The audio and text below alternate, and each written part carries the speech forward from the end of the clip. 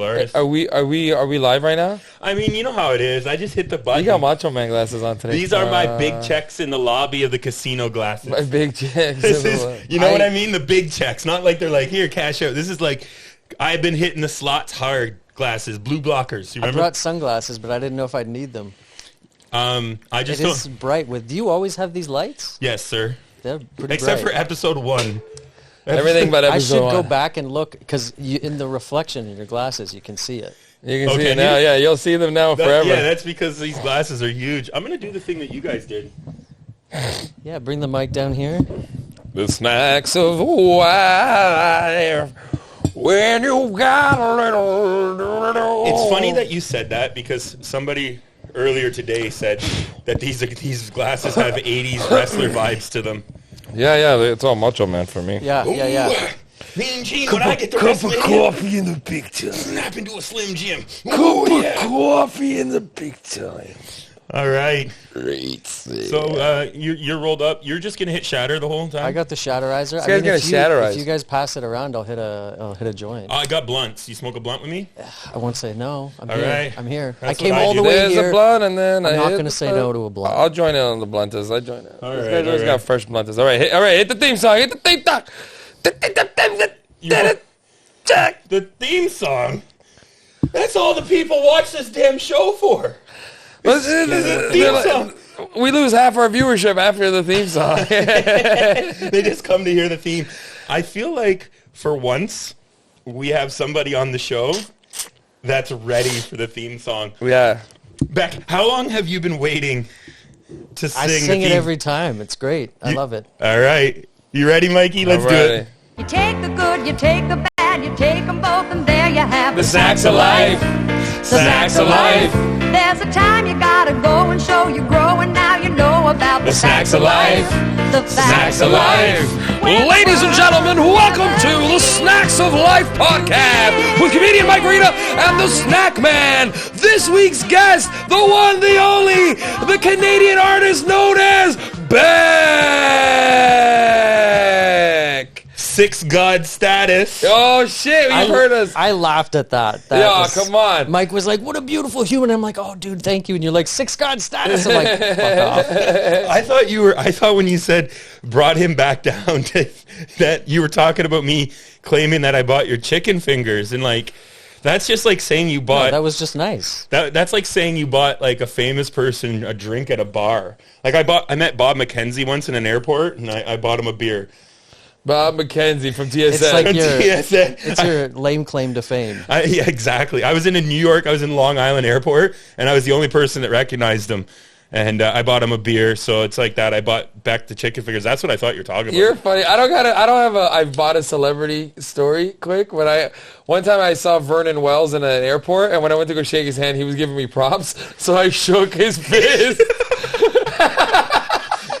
He was letting you in right away. You went up all business, and he was like, He was being cool, like, yo, pleasure to meet you. And I was like, Vernon, what? And I shook his fist, and then I looked, I was like, man, I just shook your fist. This is hilarious. And he laughed too, and then we just went on our way. he saw the lens down in you coming across the room. He was my height, which blew my mind. Like, he might have been even like an inch shorter than me. And I was like, wow, this guy hit all those home runs and made all those catches at my height. You always just picture athletes being giants, you know? I met Rick the Temp once. He's tiny, dude. Rick Campanelli is the littlest human you ever met. He was like a foot shorter than me. I met him at a Warped Tour, like 99, 2000, something like that. And I remember being like, is that Rick the Temp? Why is he so small? Yeah, poor Rick Campanelli, man. Like he could be a Mexican flyweight boxer. Beck, who's the littlest celebrity you ever met? Littlest? Shit. I don't know. Little Richard? I drove Dave Foley once. He was kind of short. He's short. Dave Foley from Kids in the Hall is Yeah. a teeny little man. That's actually, he's about as, yeah, dude, that's actually pretty good. Was he nice? He could be a little off. He was nice, but he wasn't really engaging. He was like on his phone doing some business stuff, and I Hell just yeah. drove. Sometimes, like, I've driven some celebrities for shows and stuff before, Yep. and you know if they're cool and they want to chat, and you know if you should just shut up and drive. I mean, that's what it is. Reitz it's a comedy thing, because Reitz, when I was driving him to Fanibus, I was his driver. I was the only qualified friend he had, apparently. And all he did was he sat in the back of the car. Come on. And he just sat on his text the whole time. How you gonna sell me out to the people? No, he rode shotgun, smoked. And It's so funny. I roll joints, bro. No matter how famous I get, that'll be my job. I'll roll a joint, I'll puff it on the drive. There's one celebrity that I picked up that sat in the back seat. Otherwise, usually they're cool. Like someone will get and sit in the front seat and chat and whatever. But for this show, it was the guy who was running all the drivers. He was like this grizzled old biker, and all of the drivers were grizzled old bikers. And I was the only like young, like proper looking dude. And they were like, you have to be the one to pick this person up at the airport. So I actually had to pick up a security person first, and he sat beside me. And then we pulled up at the airport. He's like, I'm going to go in. When you see us get out, open the back and don't say anything. Just open the back. They'll put the bags in, get in the car, and we go. And it was Pamela Anderson. No. Wow. And she had a makeup girl with her. She was really nice. But the second we left the airport, this was like before the GPS on the phone, I got lost. No. So I was like, holy shit, who's in the back of my car? Driving, and I'm like, oh, I took a wrong turn. And she goes, are we lost? Oh, no. And the security guy, he's like, no, we saw someone following us, so we're just trying to lose our tail, and we'll be back on the road in a minute. You got barbed wire lost? You got stripperella lost? Good thing we were not on a mission. But so then for the show, every day I'd have to pick up the security guy first, then pick her up at the hotel, and then end of the day, same thing. We drive them back, then I take him home. I had no idea you were a limo driver as a career. I thought you were an artist. We have a limo driver on the podcast? Wow. I've been through some different shit. I started out I went to school for film and television production, and then I worked in post-production doing, this kind of shit. How are we doing? Great. Looks great. Good, okay. I'm a little bright and You're not wearing your sunnies, man. You got a soul this week. I brought 2 pairs of sunglasses, and then we just started, and I was like, oh, I Where's didn't... your If you my want to go get the sunglasses sunglasses, I trust that you're in post-production. You won't knock it over. There's a No, surprise for because- you in the fridge right there. Because if I put lenses over my eyes, I probably won't be able to see shit. So this is fine for now. Beck's honesty is real. It is, because I can't see shit for the last 12 episodes. You're just faking it through this whole Winging thing, it. fumbling around. pretty much. No, what happened is I've wore sunglasses inside for the majority of my adult life to hide the shame of my adult life, so my eyes have adjusted. Pretty much. How did you, bro, like, when you were driving people around, do you drive celebrities every day or just people who hire the taxis and once in a while it turns out to be a celebrity? No. I was working for shows, so they were like, "You're the driver for." This was Russell Peters' Christmas special, so I was Shut up. driving. I was Yeah. driving Faison Love, John Lovitz. There was a couple other people. I think Scott Thompson I also picked up. That's incredible. Yeah, so it's just like it's I don't have a relationship with them. They just sit in the car with me for a few minutes, and it's a nice casual drive. Let me ask you about the Blue Jays or something. No, No? That's good, because you don't know fuck all about the Blue Jays, do you? no. I know. I know about the Jays. Me and Beck were talking about your passion for the Leafs. I watched the game last night. Tough game, but they outplayed Florida, but we lost. I think it was the last goal, maybe it was the 4th goal that Florida got. This guy just shot from way out there, and I was like, this is a real chance, and it went right in. People went nuts. Yeah. We're dating ourselves Why again, can't Toronto but you do can't. that? Well, because there's a lot of things going wrong, I think, in that whole system, but hopefully they can turn it around. Hockey is a big, big thing. I think the craziest thing is that, and we can talk about this without dating it, is that Boston and Colorado are both out. And as a hockey fan that doesn't have a team in the game right now, go Habs, it's good to see that because it's a wild card now. Now that Boston's gone and Colorado's gone, it's wide open for me. Anybody You're can not take it. invested. A second place team, an 8th place team. Yeah, now it's anybody's shot, and it makes things super interesting. Early flute. Because Early I'm a flute. Leaf fan, and in my head I'm like, That this means is- they have a shot. but they're probably going to screw it up. They're going to lose to Florida or something stupid, or they're, I don't know. Florida's a deadly team because it's like, Bro, if people forget they were the best team in the NHL last year. yeah, and they're a sneaker, man. Like they got grinders, man. Matthew Tkachuk is a grinder. Like, you know? There's no... Leafs don't have no grinders, bro. Bro, there's no... Bro, it's Stanley Cup playoffs. One team wins out of 30, whatever the fuck. It's tough. It is what it is, bro. It is. That was a full liquid death. Merry Christmas, Usually buddy. when you open them, they start at the top. They do start at need the a top because they're not warning like label. sodas. Sodas have a little room for the carbonation, so the carbonation doesn't pop off the top piece. Whereas Liquid Death starts right at the first sip. Like, there is no What a grace period. surprise. So, Beck, do you have a personal favorite cartoon that you've drawn? Because I know people go crazy over these cartoons. When I first got mine, first of all, we should address this, and I haven't addressed this with you, but this is the perfect time. Okay. I reached out to get a cartoon done like 2 years before you answered my DM. Oh, I bet. Yeah, A lot of people message this guy. a lot of people message me, and then I don't want to say you left me on scene because I don't even know if you saw it or not. did I? Well, I guess you can't tell now. I mean, I could tell, but I don't really want to put you on blast. No, Blast. it's never intentional. It It's is always personal. Like, No, it was sometimes personal. I'll even see a message and go, "Hey, I'm looking for this cartoon." I go, "Oh, great! You know, I'm busy." In my head, I'm going to get back to this person later, and then if I don't write it down, Dream's over, That's buddy. gone. Oh, yeah, long gone. I just thought I was ugly.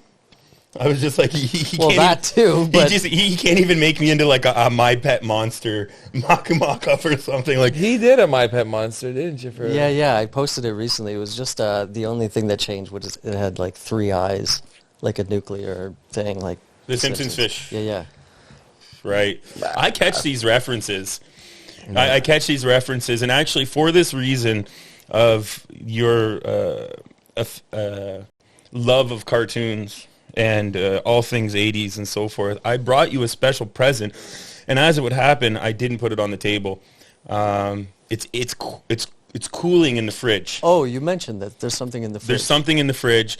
So maybe I'll go grab those right now because I feel like we're going to have to get into some snacks soon. That's what we're here for. And Beck has been working out, so I brought the extra fattening snacks with me. I've earned them, I think. Okay. Great. So I'll ask Beck some questions for the listeners.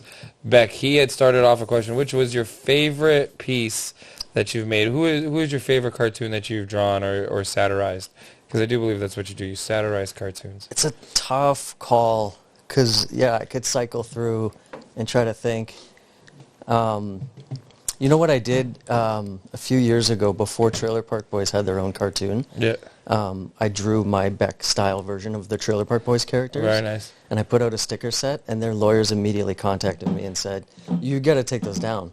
And I was like, "For sure, my bad. That's their IP, and I shouldn't be selling those." But then shortly after, they came out with their own cartoon, and I was like, "Oh, cool. They're doing their own cartoon." That's why. But I did Leahy and Randy, and my brother saw them at a show. So in my office, I have 2 framed pictures of both of them with their own stickers, their own pack of Beck stickers. That's I think that's pretty cool. Damn, bro. And now, Leahy's gone. So that picture is like double enjoyment. I think on his birthday, I posted the same picture. You did, yeah. I remember you posting. What did you bring? Well, Nutrition drinks?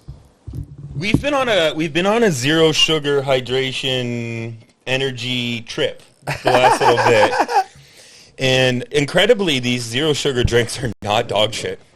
Arizona, classic Arizona, has entered into the game of the hydration drink from their standard iced tea, Arnold Palmer and so forth.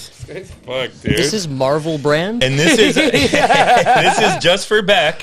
This is a Marvel brand hydration. It's got the peach mango terp that you like, Mike. Peach Mango Hero Hydration Super Elixir. Show it to the camera. Arizona iced tea, though. Look at that, huh? Arizona iced tea for your ass. So it's the Arizona Tea Company. It isn't an iced tea. It's 10% coconut water. It's got coconut water, green tea Power extract. of electrolytes. Help you save the day. I've had a pretty shitty day, so maybe this will help. Be a hero. Okay, let's try it out. This shit's real. Alpha GPC. Shake well. Okay. This is gonna be fucked. Ladies and gentlemen, boys and girls. So I'll have a sip of this, but I don't know how much I can drink or I'm going to hit the washroom. Yeah, Johnny PP. Yeah. You know what? It's a trend with our guests. Oh, what let me a give it a- rush. It's got Oh, it that smells so good. so good, Got bro. that sharp mango. Bro, you know what it is? It's like Snapple peach iced tea, yo. It smells fuzzy to me. I smell that. I think fuzzy. No. Not too sweet. Not too sweet. There should be no sugar in it, man. Not a fan, Mike. You look like you don't like that. There's 1 gram of 2 grams of sugar in it. Too much mango off the top. I think I already had a lot of mango today, but this is okay. I had a great after peach. Too much mango off the top.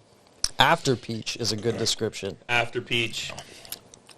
Blast the mango off the top, though. I guess they can't control that, really. It's whatever hits your tongue, like, receptors first. They should sell these as shots because I don't think I could drink a whole one, but I would drink it if it was like a hero shot.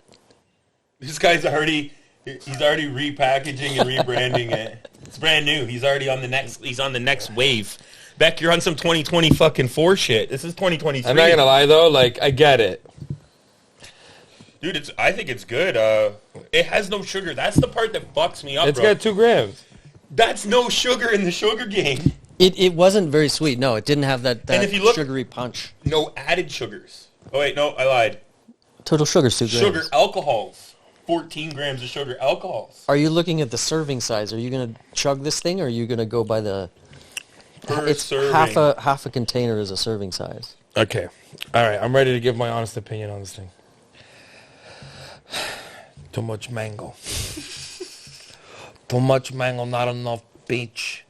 You get a lot of mango off the top. You get it, literally, it feels like there's a mango slice on my tongue. There's not. But it feels like that. I don't know what's Marvel about this.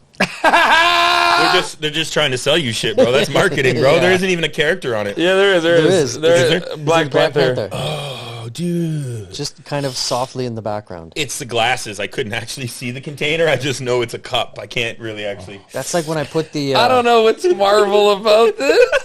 When I put the UV sunglasses over my glasses, I can't see the GPS in my car.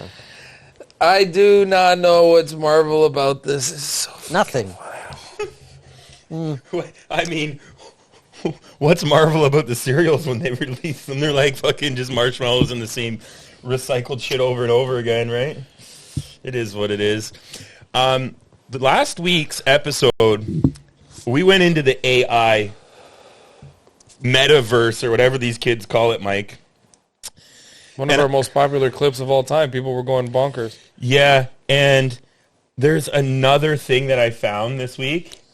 Because we had talked about, what happens when somebody just starts to release music that's not the artist, but it's someone else, like original music. And you can't get enough of it. So I mean, I can't. It's ridiculous. This is so crazy. We're going into this one, Mike. I know you I'm started. nervous. I brought you around to It's Scary. This album dropped 2 weeks ago, so I'm a little behind. Oasis. So Oasis, but it's AI? A full 30-something minute mixtape of Oasis. All right, let's drop in for the whole thing. Okay, strap in. I said, do you want to do mushrooms on this? And you said no. No. We got to be doing... That's the 4-hour episode. Okay, here. What do you think, Mike?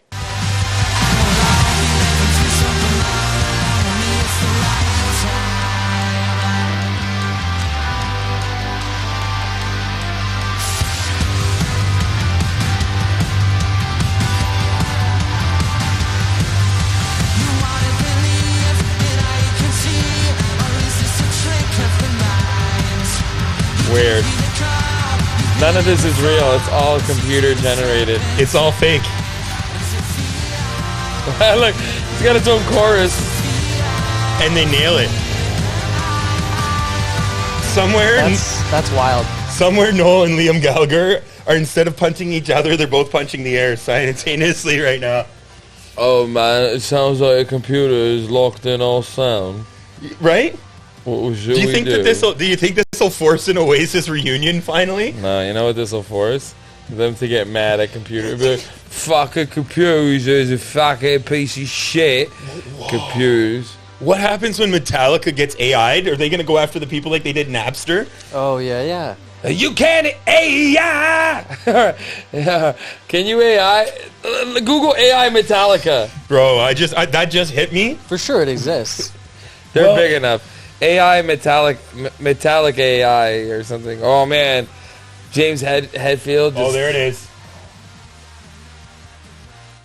Oh my God, you found Metallica AI? Let's see. AI presidents make a Metallica album. Metallica. I make a bot write a Metallica song. See what that sounds like. Metallica spit it out the bone. James Young AI mix. Who the fuck's James Young? Or Young James? Young James, bro. You don't know Young James? No. He's related to old James. Doesn't they just have like covers? The Beatles, Smells Like Teen Spirit. You talked about this last week. Guys, we're going along for the ride with you Do here. a real quick one of this. This is This looks good. There you go.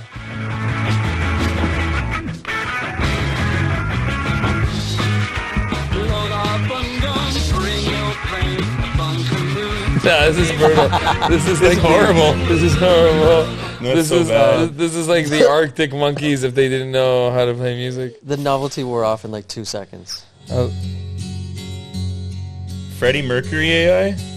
Yesterday, so there is stay. That's pretty good. Oh, I be It sounds like Freddie Mercury.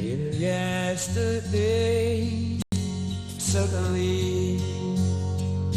Anyway, Look at the age that we're in. You can just create nostalgia.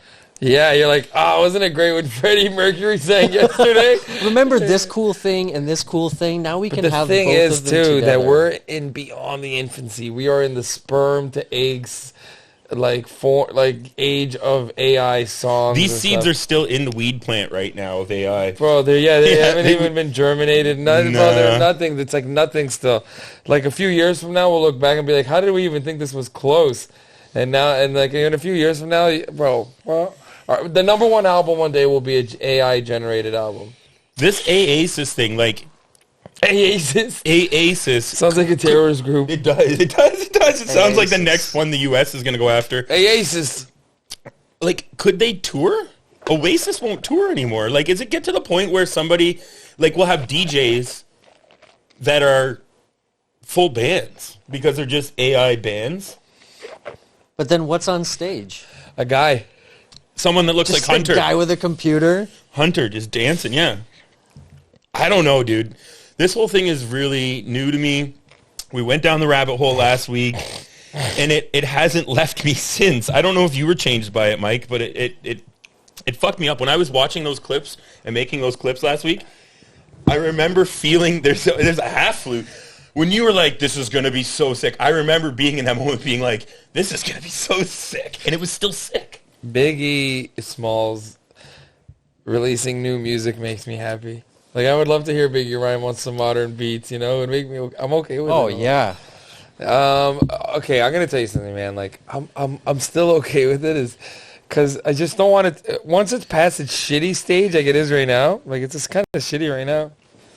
It is, and you know what? It's not, and I think the thing is about it, this stage of it right now is that I don't want to say it's not professionals doing it, but like it's not. I don't think it's like true professionals that are doing this and making this stuff. Talk to Beck about AI art. How do you feel about that?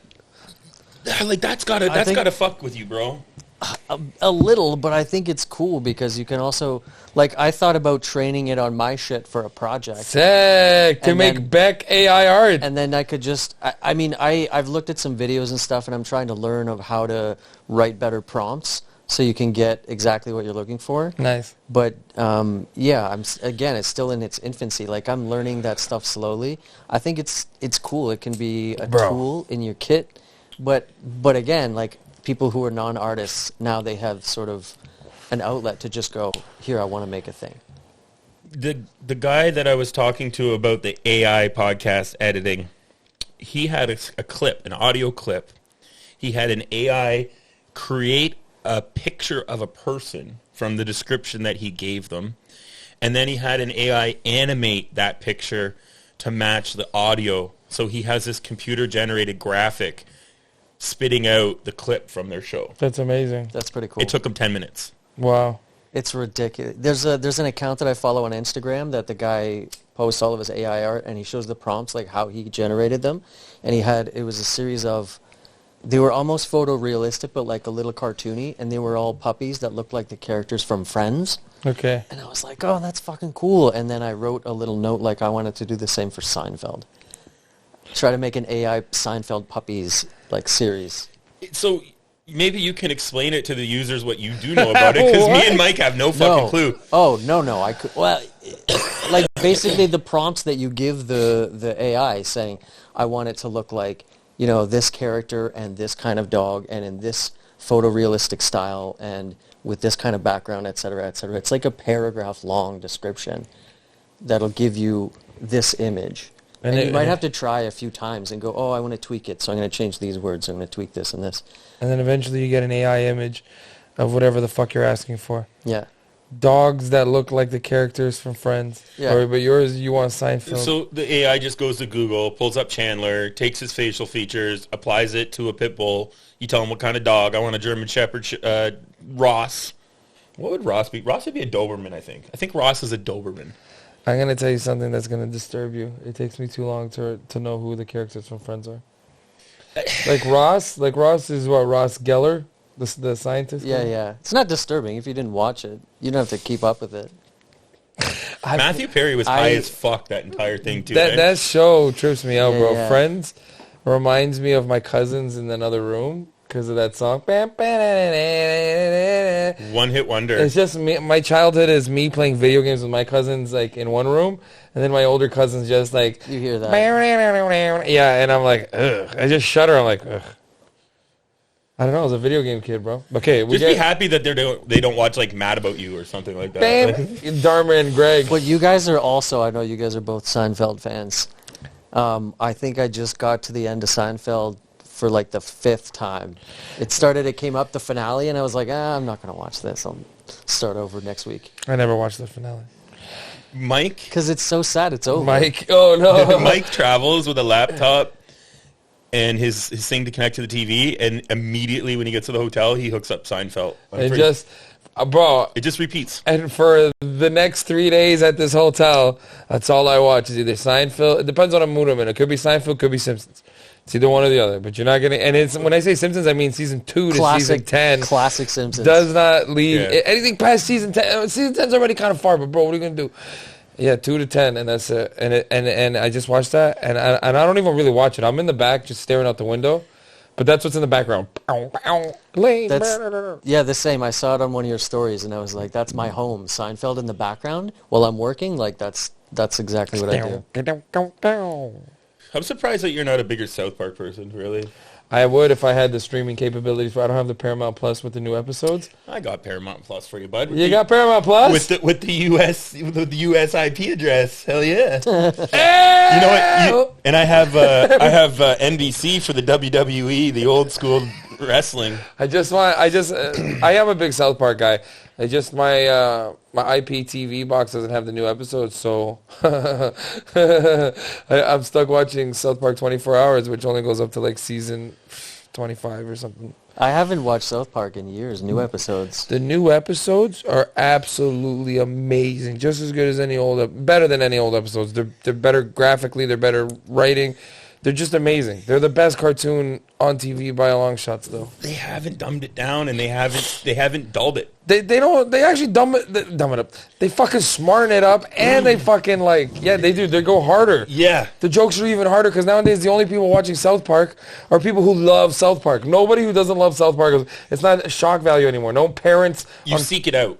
Yeah. Yeah, it's the diehard fans. No one's going, ooh, South Park, what's that? What's that? No one goes, what's that? Yeah, you're like, no, I hate South Park. Or you're like, no, South Park's sick, bro. Is it like one of those things where I thought about this the other day, how like they tried to cancel Eminem, and then they're like, nah, you can't do that. Is South Park like grandfathered in? Oh, yeah. Is that what it is? It will never be canceled because the cancel culture has tried. The 90s moms have tried. The early millennial...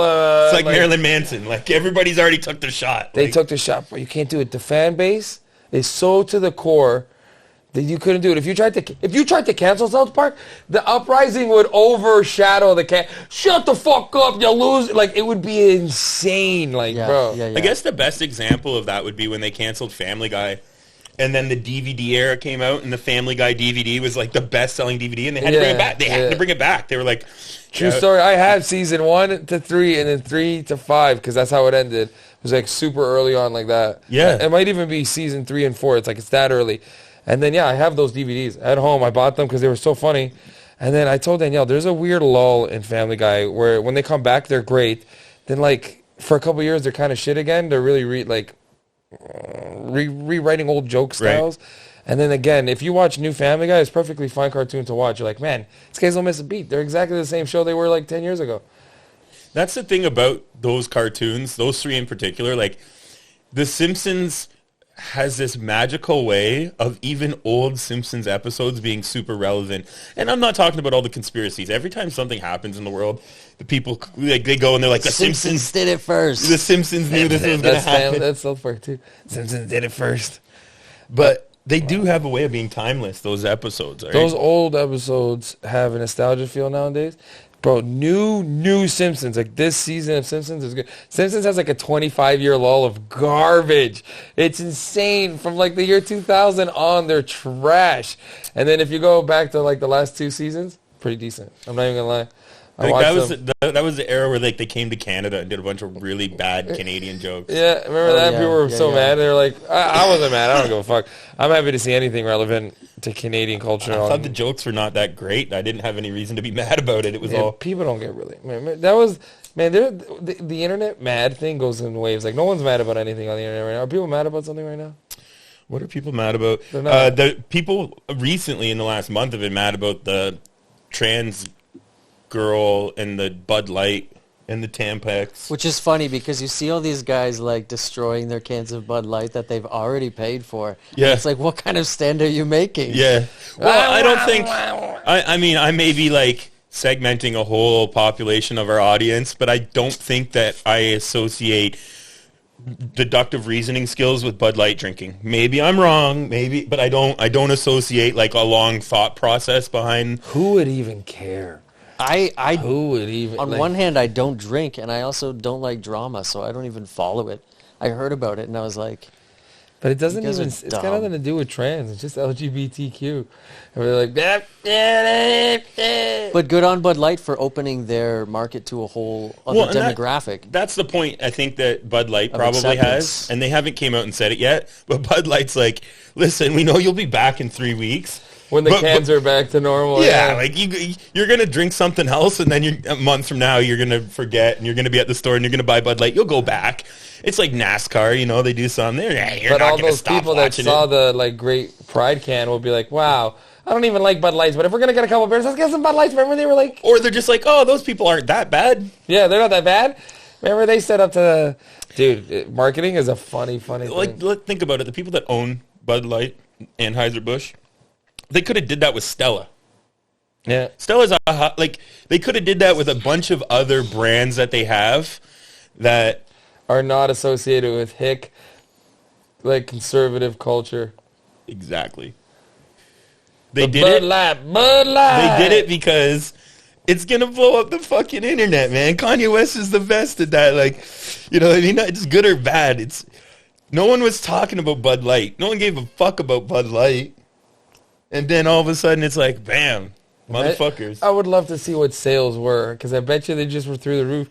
Because even the people who were like, I don't care, they just drank more Bud Light that month because they just never stopped hearing about Bud Light. Well, if you want to be like, what they did is they tanked the stock. The stock lost a whole bunch of money because investors are like, you guys made a huge... But, I've said this many times, the stock is going to go back up. People aren't stopped drinking. Yeah. I had this conversation with somebody when the weed stocks first hit. And, Canopy Growth was like $5-6 a share back in the day, right? And I remember saying to someone like, look at all the other vices in the world. I want you to look at Penn Gaming. I want you to look at Anheuser-Busch, Interbrew. Look at Philip Morris. Look at all the other legal vices in the world, and look at those company stocks and see where they land. They're landing hand over fist. Hand over fist. They all are in like $40, $50, $60, $70 a share. And I remember saying to somebody at the time, like, dude, it has to go there. And legal weed is in turmoil right now, and companies are losing lots of money, and But in the long term, and I'm talking like, 10, 15, 20 years from now, it's going to end up in the same spot where the liquor companies are, where the gambling companies are, where tobacco companies are. Tobacco has been under assault for 20 years, the tobacco industry, and they're still thriving, bro. They can't fucking advertise. Like, you know what I mean? Like we used to have like the Players friggin' Indie and all these different like Benson and Hedges, Symphony of Fire. That was great. Right? They can't advertise. What's Symphony of Five? Symphony of Fire. It was in Toronto, and it was like a fireworks competition. People from all over the world would come to Toronto. People from China, professional fireworks teams would come and compete, and they would have the Benson and Hedges Symphony of Fire. I want to go watch that. Was it to music? Yeah. Yeah. They did it. They did something similar in Niagara Falls once as well. That's got to make a comeback, bro. That would be huge. Let me book that fucking show right now. That'll sell out. I don't know if it would. See, I think the thing is that it needed a huge corporate sponsor, because how do you sell tickets to something that's blowing up in the air? And not only that, you know how much those guys would cost? Oh, dude. Now it's banks, though. Like, all the banks are taking over arenas and shit. They can sponsor that. It used to be the De Maurier Open for tennis. Like the Canadian Open used to be sponsored by De Maurier. Jesus Christ. And now it's the Rogers Cup. Killer merch, though. I bet you some sick De Maurier Open like tennis hats. Well, I mean, like, yeah, it used to be fucking the Winston Cup. NASCAR used to be sponsored by a tobacco company. You know what I mean? And they take that away, but are tobacco companies not making money hand over fist? And really, in reality, when you look at how things work, for a company to take a loss like Anheuser-Busch, they're not going in the negative. They're like, oh, we forecasted we were going to make $400 billion this quarter. We only made $300 billion. I took a heavy loss. Yeah. Like, go fuck yourself. Like, that shit's crazy. Sorry to our investors. Yeah, and the investors are like, oh my God, they're down $100 billion this quarter. We should probably sink their stock a little bit. Like, it's just all like, and you're like, what the fuck? Like, why are these gas companies and I'm wearing my tinfoil hat again. Why are these gas companies charging us $1.65 a liter of gas in Ontario and still making fucking hundreds of millions of dollars a month off of us? At some point, we have to be like, hey man, how about $1.20 and you just don't make as much? I'll tell you why. Goddamn Trudeau's on it. I'll tell you who that goddamn carbon tax put me and Darlene in the fucking hole. Stupid motherfucking Trudeau. And Doug Ford don't get off his fat ass and take away them Ontario taxes too. That's why I love politics in Canada, because they all suck. And if you want to invest your money, now is the time to invest in big grocery. Big grocery, eh? Did you see Gail Weston step down? He stepped down? He's stepped down. He's still making money hand over fist. No. He stepped out as the guy that everyone sees on TV, because people were like, listen, you fucking vest-wearing motherfucker. We don't care if you freeze the price of no-name garbage. Hey, right? Do you want to buy no-name almonds? Well, don't worry about it, because the price ain't going up. You're like, I never bought no-name almonds in my fucking life, asshole. This guy's up there in like Cartier glasses and a sweater vest talking about how Canadians are fucking hurting for money. Hey, you guys, it's tough out there, huh? I know how it is. Sometimes I can't use both of my pools. I can only use one. I just have to. It's really expensive refilling my private jet. Fuck Gail Weston, man. But yeah, he just put somebody else in charge so that some other guy gets paid to take the whipping. You know what? Quick freestyle about Gail Weston. Let's go, everybody. I'll drop the beat. You guys. Do you want an insane in the brain? Here, I'll give you a beat. Well, I got some beats, man. I got some fucking beats for you. Who's rapping? All of us. Let's go, bro. Beats, ready? Let's go. Yo, Gail Weston, you can suck this dick, cause it get sick when I see the price of shit. You can hold your almonds, I don't give no fucks about no name almond on a motherfucking price freeze. Get on your knees to please the Portuguese, cause Galen Weston is a punk, that's what I said. Yo, fuck Galen Weston. Yo, fuck Galen Weston, see you in the West End. Oh, on the West End. You just went #1 on Spotify. Yo, fuck Galen Weston. Gail Weston has now just invested money to take us off the internet. Kayla wants to just send us $5,000 to take that off so that it never hits the main street. Send your bribe money in EMT transfers. Gail Weston, you motherfucker. That's so. Whoop, Okay. there it is. Let's pull out some presents for you guys. No!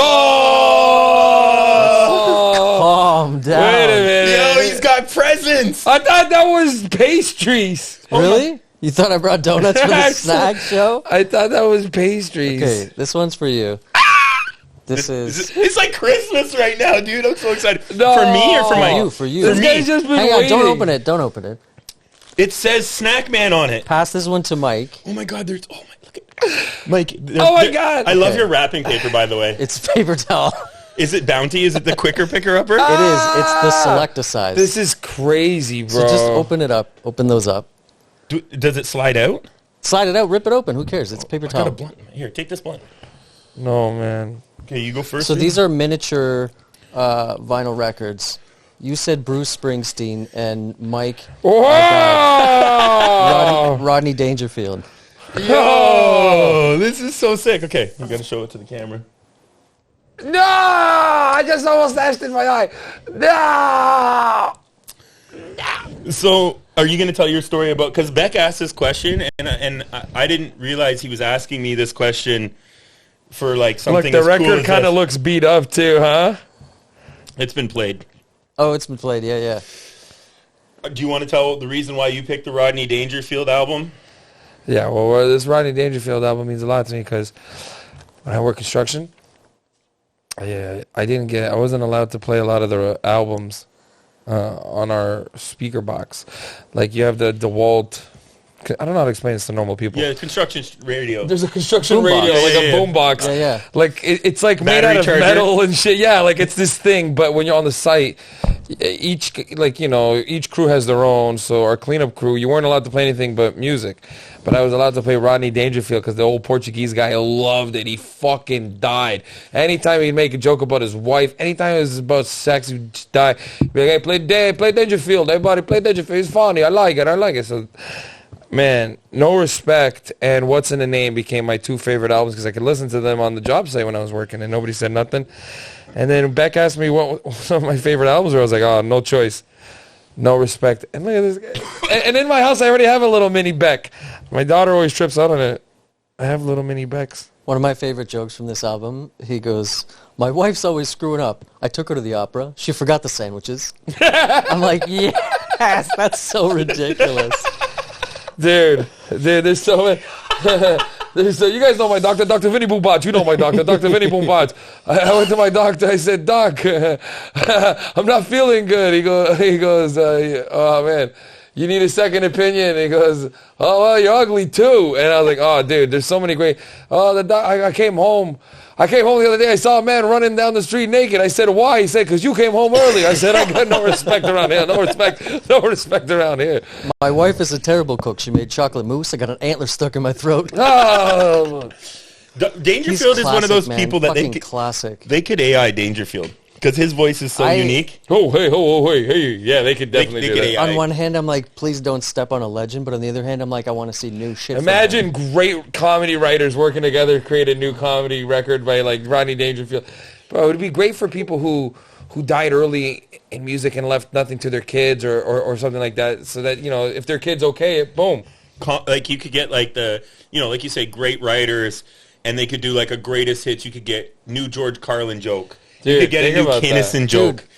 They would be great because I'm sure you've heard it too. A bunch of people go, oh, wouldn't it be cool to hear what George Carlin would think of things today? I would love to hear George Carlin on COVID or like something.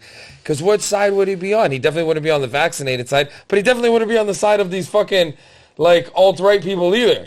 That's he likes the thing to sit about on the fence Perfectly. and sort of play each And other. he'd make fun of both of them, and he'd be like, both of these people are fucking morons or something. I said that to you when we were driving somewhere, and I said that the key to good comedian, in my opinion, we were having this conversation. I said, you have to take a topic that invokes emotion on both sides of the argument and walk right down the middle so you don't alienate either side of the room. Nobody knows where your opinion is, but everybody laughs at everything. Yeah. How do you find the centerpieces? You have to look online? Yeah, just go on eBay and go like Bruce Springsteen, Born in the USA, and they'll someone show will you show what the the record. inside. There, it has the back too, but it's glued to the frame. So you can see it. So most people wouldn't think that this is an album I would pull out. This probably surprised you. Does that only if one thing? Only if one thing. Does that have that song, Glory Days? Man, the song that I remember as a kid, and the reason why I chose this record is because Beck asked me my favorite vinyl albums. And I'm 39 now, I came in at the cassette era, and the vinyl albums that I had were ones that I acquired through my parents. This one specifically, when I was young in grade school, I found a record player somebody had put to the road. And I took it home, and it was one of those all-in-one 2 cassettes, record player, Techniques probably, I think. So sick. Right? With the stereo built in with the speakers and everything. And this record was one of the records that my parents were like, yeah, you can still listen to Bruce Springsteen. Yeah, like there's nothing nefarious about Bruce Springsteen. The irony of this is this is a very wholesome album, The Boss. I bought tickets to go see The Boss this fall because he's back on tour. He's never off tour, this guy. And I've never seen him. I've never seen The Boss. But the irony of this is my first cassettes were DJ Jazzy Jeff and the Fresh Prince and Run DMC. Classic. So it was like the complete polar opposite of when I got to actually choose my music, what was in, versus what I had been listening to because it was available to me. And I think people that have followed my Instagram know that I have a love of all music. I'm the guy that's gone and seen Garth Brooks twice in one night, Metallica, and then I'm hanging out with rappers that nobody knows who the fuck they are. And Garth Brooks twice in one night? I've seen Garth Brooks 5 times. I want to know if Glory Days is on that. Glory Days is my favorite song because it's just so funny. It's like such a diss to losers that you grew up with. I feel the same about that growing up with music, like your parents' music. Yeah. I have like some of the old shit that I love, Neil Diamond. Mm-hmm. And classic, bro. Celine Dion, like early Celine Dion. Shania Twain. You mentioned Shania Twain. Love Shania Twain. All her early shit. My uncle is also a huge fan. He goes to all her concerts. He meets her. He gets the signatures. Like, he's a huge fan. Look how far we've come. She's back on tour, too. I'm going to get tickets for that and surprise the wife because she's going to lose her fucking dick. We know someone that's opening for Shania Twain. Looks like we've made it. Look how far we've come, my baby. Might take the long way. We knew we'd get there someday. Now just go. I'm just letting them go, man. Fuck Dude, anyone listening to this podcast right now is singing it in their head. They are. They have to be. Are you kidding me? Shout out Liquid Death. I'm going to get into this water. Oh, yabba dabba doo! Every week. That's our new sound for Liquid Death. It's just me yelling yabba dabba doo. Okay, there's more presents. No! Wait a minute. Wait, you think that's all I had in You're here? Santa Claus or some shit. His little smile like, you guys aren't ready. No! So, Snackman, you said Ruffles all dressed. Oh, shit. That's a box of 4 bags of all dressed chips. And these are Lay's salt and vinegar. Yo! I need a Barbie house or something now. If you open those up, you can actually, it's like a shot of chips. It's real chips in there. I'm not going to open it, but Open that is it up. hilarious. Bro, this is so fucking sick. That's a 10 for you. Salt and vinegar chips are his 10. Salt and vinegar Lay's on the chip scale. And also, oddly enough, on the pop scale, Coke, no sugar, no caffeine. Oh, he knows. He saw me drink one today. Yo, my daughter is a huge fan of salt and vinegar Pringles. How do you do this, bro? How do you get such... ridiculous. Look how crisp his lines are. I just open them up, honestly. Take out one of the bags. You can't, I don't think you can pop it like a bag of chips, but you probably have to cut the Mike top. can't open chips anyway. We've been through this. Looks like we made Flute it. fingers. I used to do the same thing. This is so crazy, guy. My little autistic finger, I can't help it, bro. I'll do it. I know you. I didn't want to open it either, but we got to show the people. Shut the fuck up, dude. This is insane, Mike. It's so much crazy? fun. This is crazy, dude. Here, you can have one. He put real chips in here. You like vac sealed them and everything. Look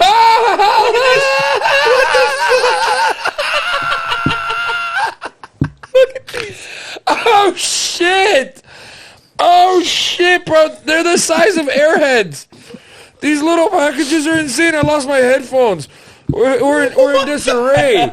This is crazy. Fuck, this is insane, dude.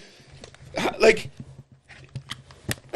where on the spectrum are you? I don't know. I haven't checked, but it's got to be somewhere. Dude, the intense detail and I mean that with the most amount of respect because this is over the top insanity. Guys, Rain Man shit. The nutrition is on the back. Like when I walked in this studio and I was like, oh, this could be tiny, this could be tiny, this could be tiny. You're like Honey, I Shrunk the Kids. Yeah. That's what he is. He's Rick Moranis. Moranis. He's Rick Moranis. He's got a tiny Ray at home. Okay, I want to open it up now. You're open yours, man. Give me mine back. Do you have scissors? There's no way I'm breaking this, dude. This is going right into the snack vault. Right next to the fucking orange juice cereal. I already have so much crap in my office, man. Like, I can't wait to add this right now. I don't even, we're not opening it. Man, Beck is, people that aren't familiar, they damn well better be. That's so crazy, bro. This is crazy. So we haven't actually mentioned my cartoon shit is Roger James is my Instagram. And then all the miniature stuff is a separate, it's a little bit of Beck. And this guy has created some of the most iconic storefronts in Toronto. He's created local storefronts for his convenience store guy. He created a storefront sign. Oh no, like a Toronto street sign that inspired me to want one for myself. Like I was like, man, I have to get this.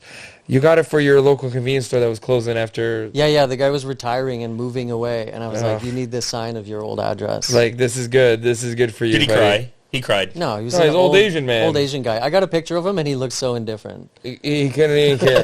He was like, okay. He's like, gee, thanks, guy. Do you want some chips? Yeah. Wow. He was great. He would every time we go in, he'd give my daughter a treat, and now Right. the place is just empty.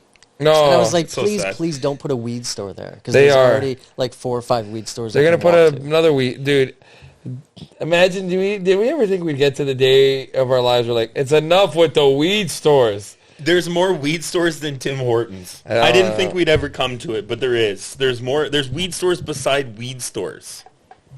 Like it's almost like they brought the reserve into every town in Ontario now. How the way they just stack the weed stores on top of each other. Hey, And it's all garbage too. That's the weirdest part. I'm still waiting for illegal weed to cut the shit with me.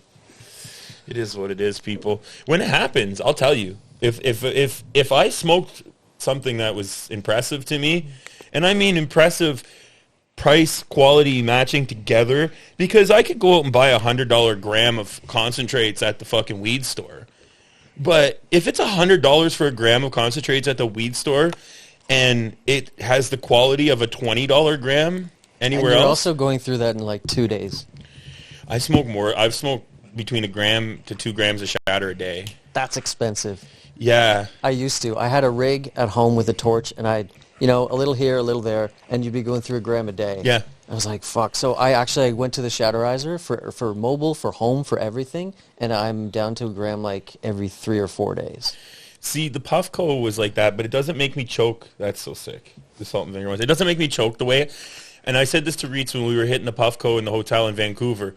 The Puffco serves its purpose. Shout out Puffco. They're supposed to be sending us stuff that we haven't got it yet. Get your shit together, Puffco. Come on, Puffco, let's go. We want to have some new like a proxy or I just something. realized that was the first time I looked at this camera. That's I could be hilarious. looking at this the whole time. Look like we've made. We're gonna have some off shots of you, but nothing really truly hits like a dab from a banger, from a swing, from a TI nail. When Like it's the right temperature and it's the right size, yeah, it comes through perfectly and it's smooth. I haven't been smoking flower lately because it's been like harsh on my throat and it gives me headaches, but Shatter's like smooth. I smoke 2 dabs before I have my coffee in the morning. I smoke 2 dabs in the morning. I smoke 2 dabs at night. Yes. I smoke 2 dabs in the afternoon, and then I take a nap. That's right. Yes, you do. You have a siesta every day. Dude, I am John. This guy caught me in my siesta. You've caught me in my siesta. I warned you, didn't I?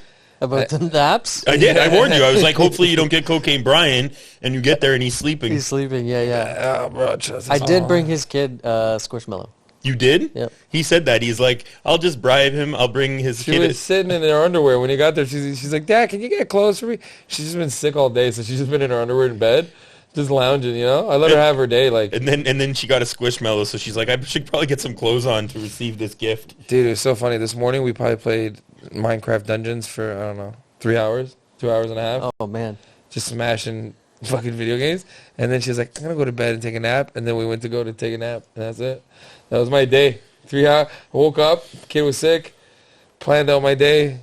You're like Uncle Jesse. Hung up, yeah, dude, hung up for 3 hours. It's kind of cool when the kid sets the tone for the day. Dude, they're hilarious. She's like, dude, we played some Minecraft for a couple hours, and then she was tired, went to go take a nap, and then The funny part is that saying the kid sets the tone implies that the kid's dumbing it down. It would be even less work if Rita set the tone. The kid is bringing Rita up. Oh, yeah. 100% that kid is like, Dad, we're going to do shit today. I'm like, what? Video games. Yeah. He's like, I can work that into the plan.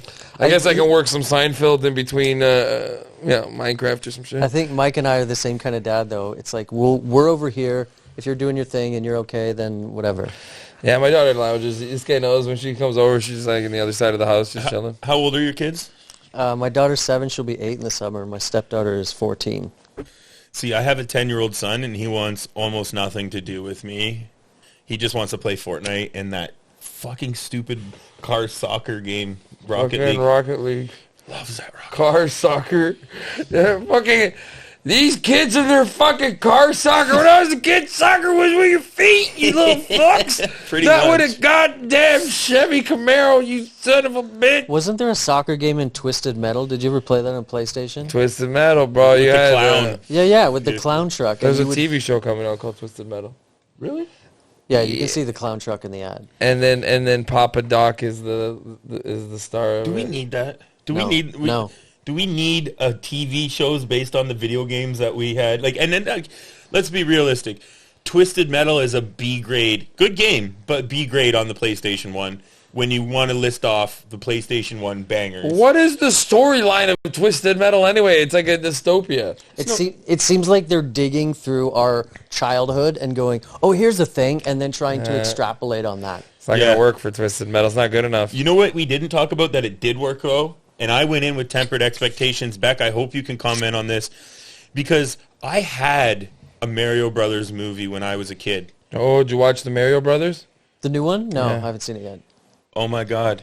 I don't give recommendations. No? Did you see the Mario Brothers from our childhood, the real live action plumber? Yeah, with John Leguizamo with John and, Leguizamo, Bob, what the hell is his name from Roger Rabbit? Roger Rabbit, that's right. And Fisher Stevens, who played the Indian guy in Short Circuit. Wow, this guy with the fucking references off the Who is he, top. Mr. Skin? I'm Nardwar, I have to know.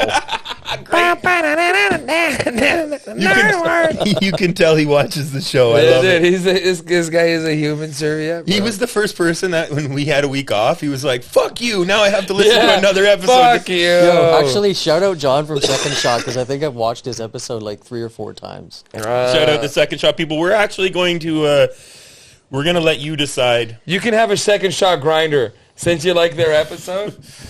We do have one here. We should give it to Beck as a gift from That's John and pretty Lynn's. sexy. There you go. That's a recycled skateboard Oh, grinder. That's beautiful. Wow, this guy, That's you thought you were the beautiful. only one with gifts?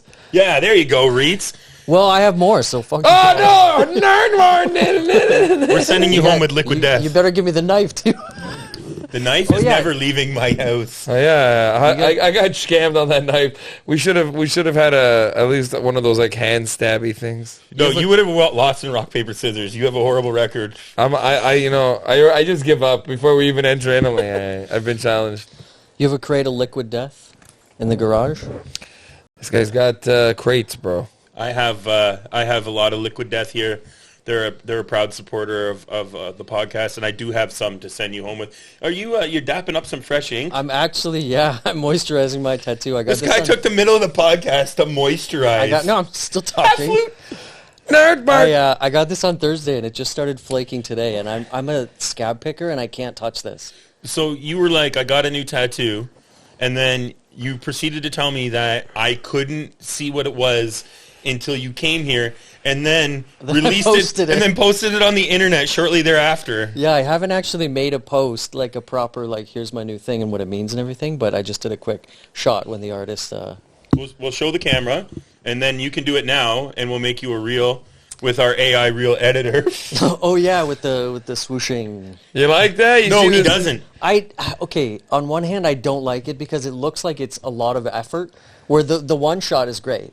But on the other hand, it's cool how it matches the pan across. As if it's one camera panning. I know. It's an illusion, though. Dude, That's one camera. the AI editor is insane. It's changed everything. It's Nardwar. I wish we could get the Nardwar. We need to put more effort into the Nardwar interview. He put so much effort into getting interviews with people. You guys should have done some deep dives on me. Oh, we could have found it.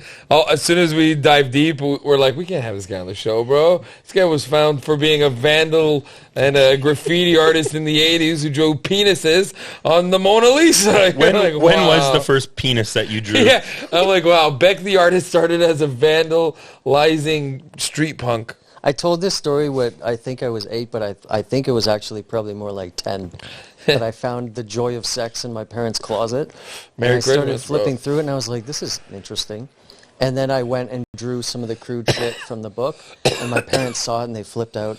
And I was so ashamed of myself, and I was like, fuck this, I'm never going to draw anything again. More And like then the non-joys of sex. So Yeah. So you started off with pornographic cartoons. No, I just dabbled in it when I was too young to dabble Kids in who it. can draw young. My daughter can draw already, but she's just advanced. But like she can already draw. How young were you when you were already doodling?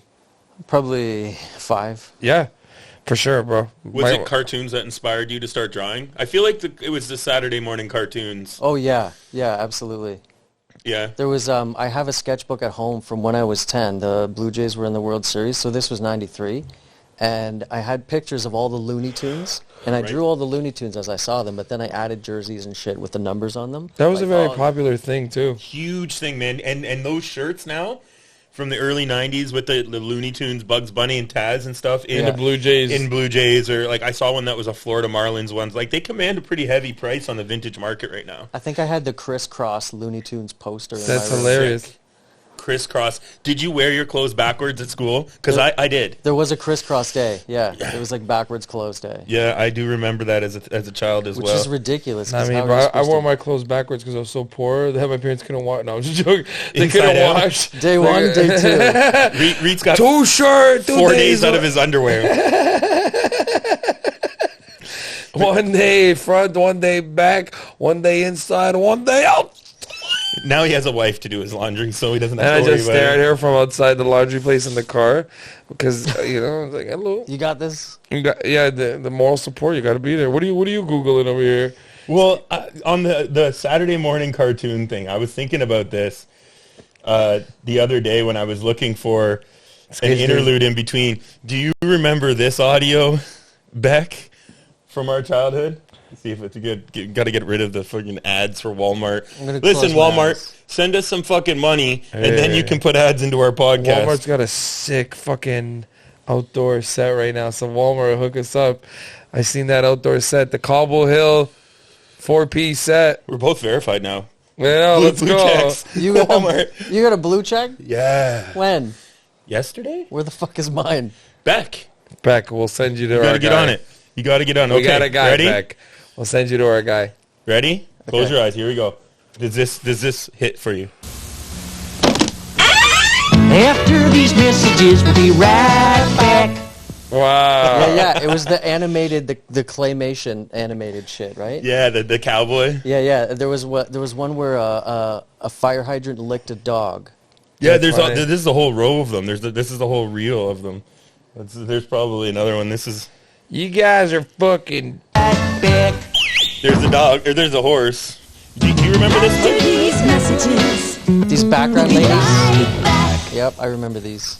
After these messages, Your dog. we'll be right back. What show was this on? Saturday morning cartoons on ABC. Yeah. Wow. Yo, have you seen Retro Kid? Yeah. They're putting out all sorts of nostalgic shit. Like I was Yeah, saying, they team up with CBC and stuff all the time. This is a company that does it well. They dig up this stuff from our childhood and they go, check this out, and they build this community around it. Retro kid, man. See, I see people wearing like a Mr. Dress-Up shirt. I have one in my bag. Or Today's Special or something. Yeah, I'm like, yes, yes. I haven't Today's got Special. the Mr. Dress-Up shirts, but I love Mr. Dress-Up. Such a big part of my childhood. You know, with printing on demand, you can just make your own fucking sick T-shirts. I think about that all the time. Like, I could just make a sick logo or a sick T-shirt or go online and find a sick picture of Mr. Dress-Up, slap her on a T-shirt and get it printed like tomorrow. It costs I me could do it $30. at my house. That's how I made the weed leaf that's a pizza. It's So it looks hilarious. like a pepperoni pizza, but it's a weed leaf, right? I had a guy approach me and he was like, yo, you need more merch. Like, he goes, your one design is good, but he goes, lots of people won't wear things with weed on them. Or He's skulls. Or skulls. So I was like, well, what do you think? He's like, you know that joke about 9 Coca-Colas? He's like, wouldn't it be sick if you just had a shirt with 9 Coca-Colas on them? And I was Snack like, wow.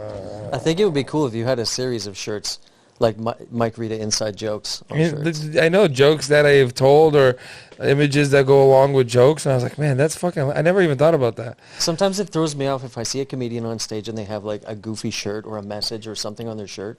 I'm like, that's taking away from your performance. I would never. But The Reach logo shirt is huge, though. That shit's nice. I did see a guy, he was wearing, it was like a cartoon elephant, and it said self-driven.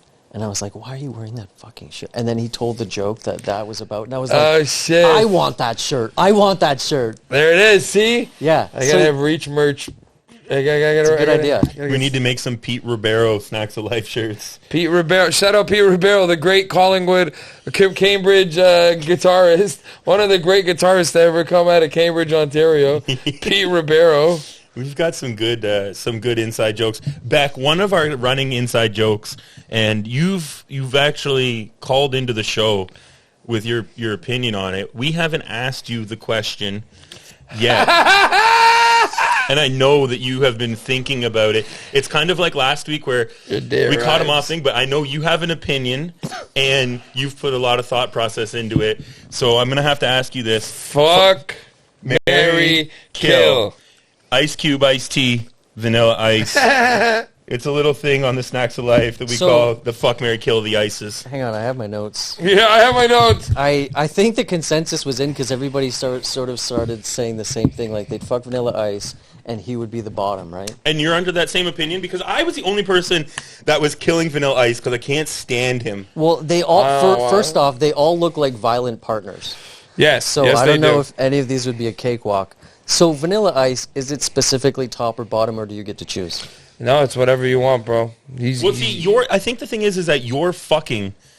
You have to choose who you them. fuck. Yeah. So I think that's why people have been gravitating towards Vanilla Ice. Sure. Because he wouldn't push back. So yeah, I think fuck Vanilla Ice, marry Ice Cube, because he looks like he can joke around. Wow, marry Ice Cube. Okay. This might be one of the first. No, because I said marry Ice Cube because he's a family man. No. I actually meant marry Ice T. Marry Ice T. Because he looks like he There can it joke is. around. There it is, And then bro. I would kill myself. And leave Ice Cube as a widow. This guy left Ice Cube as a widow. Oh my god! What an asshole! The man's just trying to make a movie career for himself to feed his daughter, and that's what you're doing. I feel like Ice Cube is going to be fine as a widow. He'll use it to just land more hoes. Wow! Right? Ice Cube in the bitch. He would use it to get sympathy.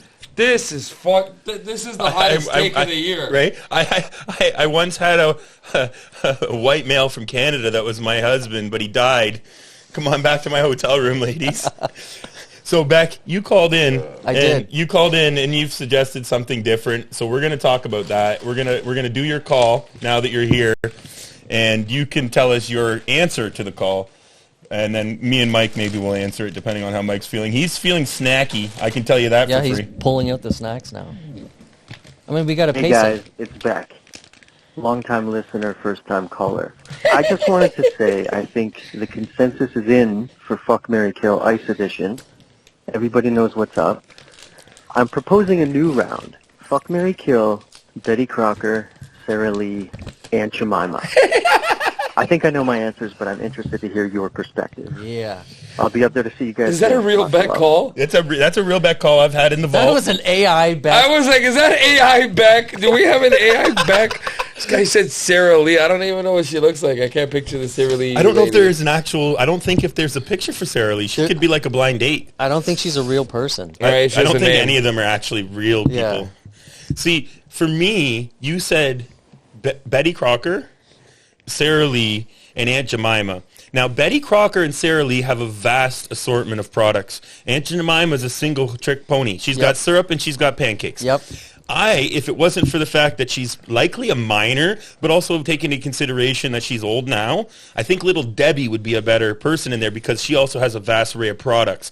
It's kind of handicapping Aunt Jemima being just a pancake person. But I'm looking at Little Debbie right here in this Snickerdoodle box, and I couldn't put her on the list. No? No. No? No. She's too young, isn't she? Older Debbie. If it was just Debbie. I mean, at this point, it's like Wendy.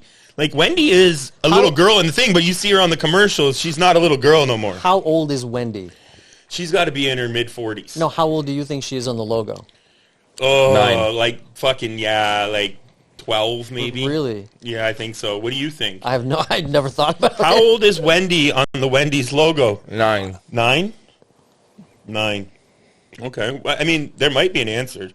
It was supposed to be his daughter. So, Beck, you posed the question, fuck, marry, kill. Let me go back to my notes. Go to your I linear said, notes. Sarah Lee deals mainly in old is cakes Wendy and in the Wendy desserts. logo? So I see her as sweet, so I would fuck her. You're going to fuck Sarah Lee. Fuck Sarah Lee. Betty Crocker's an all-around cook and baker, so I would marry her. Yeah, that's good. Aunt Jemima's only good for syrup, so she's out, and I'm not going to fuck my aunt. He does make a point. It's your Aunt Jemima. That's incestual. It only flies in certain parts of the world. Mike is hot on the trail of the age of Wendy in the Wendy's logo. He's down. He's researching. Somebody commented that we should have things prepared and like instead of searching them on the show. But I enjoy this because I feel like it's people are in the conversation with us. You don't go to your homie's house and have linear notes to have a conversation, right? I have them right here. I'm sure you're going to bring up pictures of interesting shit we're talking about. Yeah. All right. We're going to try something right now. Let's try it. We're going to try the Fritos brand flavor twist queso. So the grill on these, Mike, is Flavor Twist Honey Barbecue is a classic legend in the game. Oh, this is like not a regular flat Frito or even a ring Frito. This is a twist. Correct, sir. This is absolutely fire, bro. Mike doesn't even want to give them away. Show the people the camera and tell us how fire they are. What? The secret to keeping Mike coming back every week on this podcast is just filling him full of insane snacks. Wow. He said he still has those passion flakies in the car. See? He didn't want to take them inside and share them. They're in the back seat under a sweater. Oh, dude. I gotta close my eyes. Take this in. That's good. That's so good. Wow. I'm gonna do one more. Okay, there you go. You're not going to do one more for your diet. Just do an extra chin up for me. I'm gonna do a half. Wow. I got the taste of it. I'll take another handful before I leave. Wow. Here. When I get back to Mike's place and That's I need some fucking crispy. snacks. Mike's wife actually has a full dinner waiting for you when you get home. All right, I'm getting I into already the had queso. dinner. I can't eat after a certain time. Actually, this is probably later than I should be eating. We're talking about 7 in the morning. People got up to listen to us. Wow. Actually, that's a pretty good trick because I get up in the morning, I do my shit, I take my daughter to school, and then when I start working, I throw on the podcast on Spotify, and then later at night, after dinner, nothing's going on, things are winding down, I throw in the video. Watch it twice in the day. See, I told Mike that that's the case because people will see it, or they'll hear it, and then they'll want to see it. And you actually got in my DM and were like, fuck you, motherfucker. I have to watch this shit at night. You're aggressive towards me sometimes. I want to see it, like, right away. When I know it's coming out and you go, oh, wait till later in the day. I'm like, I was planning on this. I've started dropping clips so quickly, and people are like, I'm sure they're searching for the AI video. I was, actually, I was supposed to be here yesterday, but Mike wanted to watch the... Leafs lose the first game of the fucking idiots. my favorite part of the whole thing was the announcer, the thing that I was listening to, the guy at the very end. It was like 30 seconds, and he goes, "Well, there's 30 seconds left, and they need 2 more goals, guys. I gotta be honest, it's not looking good."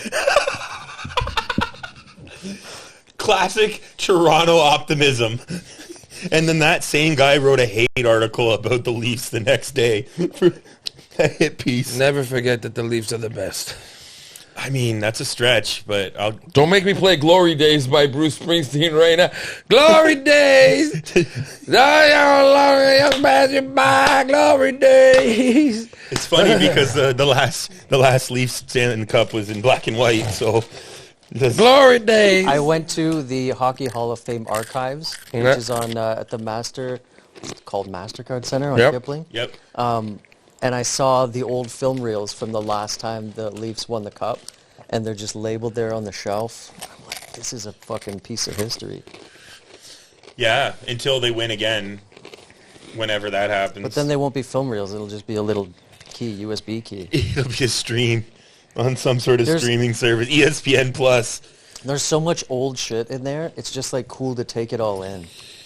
The one thing that I will say that the internet has been really good for in the last few years is people digging up and taking colorizing shit. Yeah, and taking pride in like uploading things from long time ago. Mm-hmm. You know what I mean? Like there was a point in the internet where it was like all just like new, and I think maybe it was COVID, where it was like there isn't a lot of new content that we have because people aren't doing stuff, and like we started really digging in the crates and like finding old video, and archive the old stuff.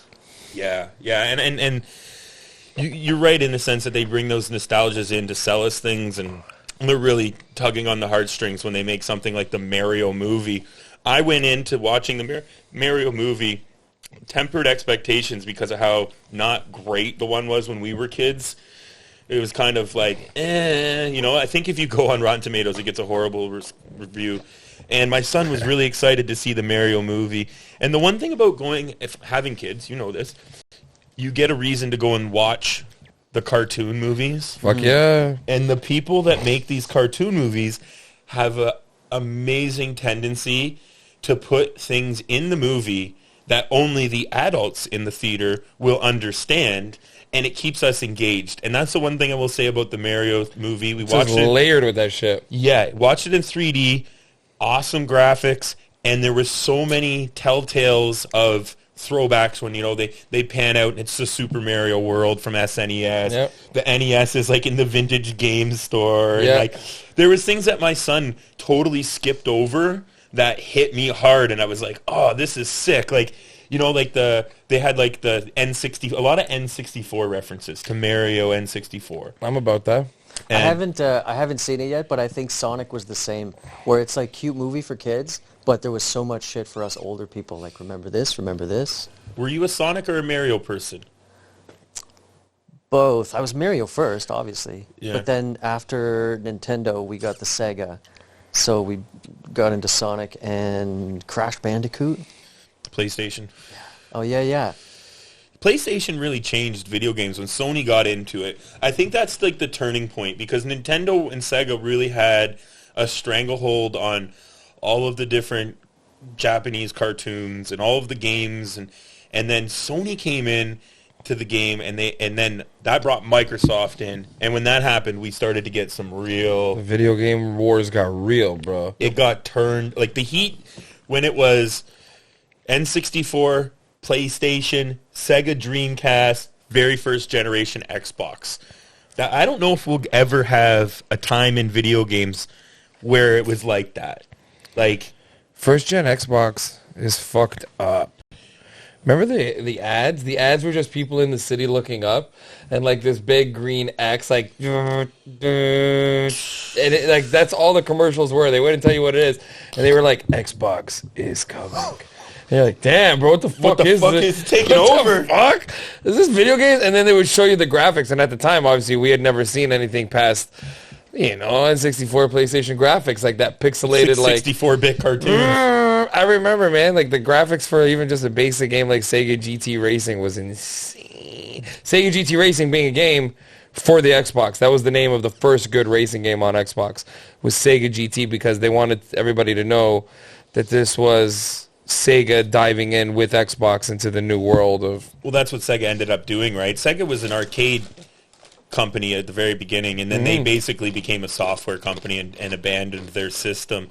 But, like, the edge of that, where, like, Gran Turismo racing and, like, you know, those were just cutting edge.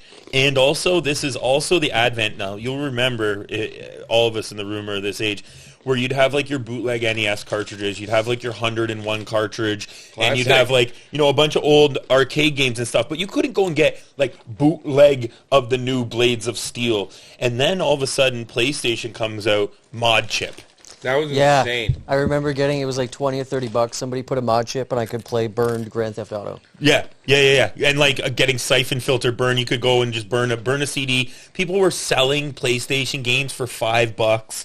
Same with the Dreamcast had like a flip. You didn't even need to mod it. And then the upper echelon of video game history for me personally is when somebody hacked the Xbox. That changed everything. Everything. And they put Xbox Media Center on there, and you could basically put a sweet hard drive, which at the time, looking back, is probably like a 50 gig hard drive or something. Think about that. Right? Like, like the memory card in this board is bigger than what we had in our Xboxes.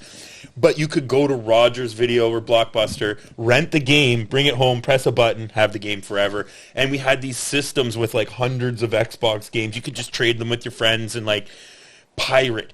And it was like the Wild West of the internet for video games. There's a whole documentary based on that hack. Whoever the fuck created that hack, how they figured out the way around the original Xbox laser reading the games versus reading anything.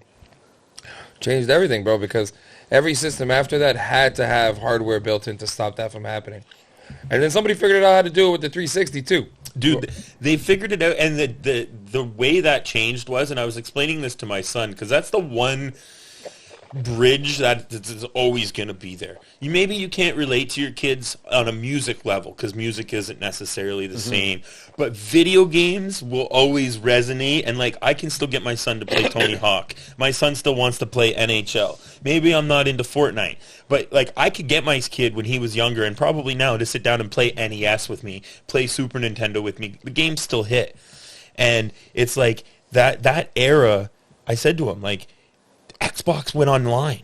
I remember when the Xbox went online, and that's how they got you now. You can't pirate the games because when you go online, they're able to check if you have the game for real or not. But we've come full circle, Mike, where now they don't even sell physical video games in the store. They do, but you can just get a card. And you can just download it. I don't even own a physical card. I don't even own a physical video game system. Everything I own is downloaded. I don't even give a fuck. So they've brought out two systems, right? You have your PlayStation Online, your PlayStation Disc. You have your Xbox S I don't and your even Xbox want it, bro. X. Like, I used to be the person who'd be like, yeah, I'll get the disc and then I'll bring it back. And I never would bring it back, or I never would give a fuck.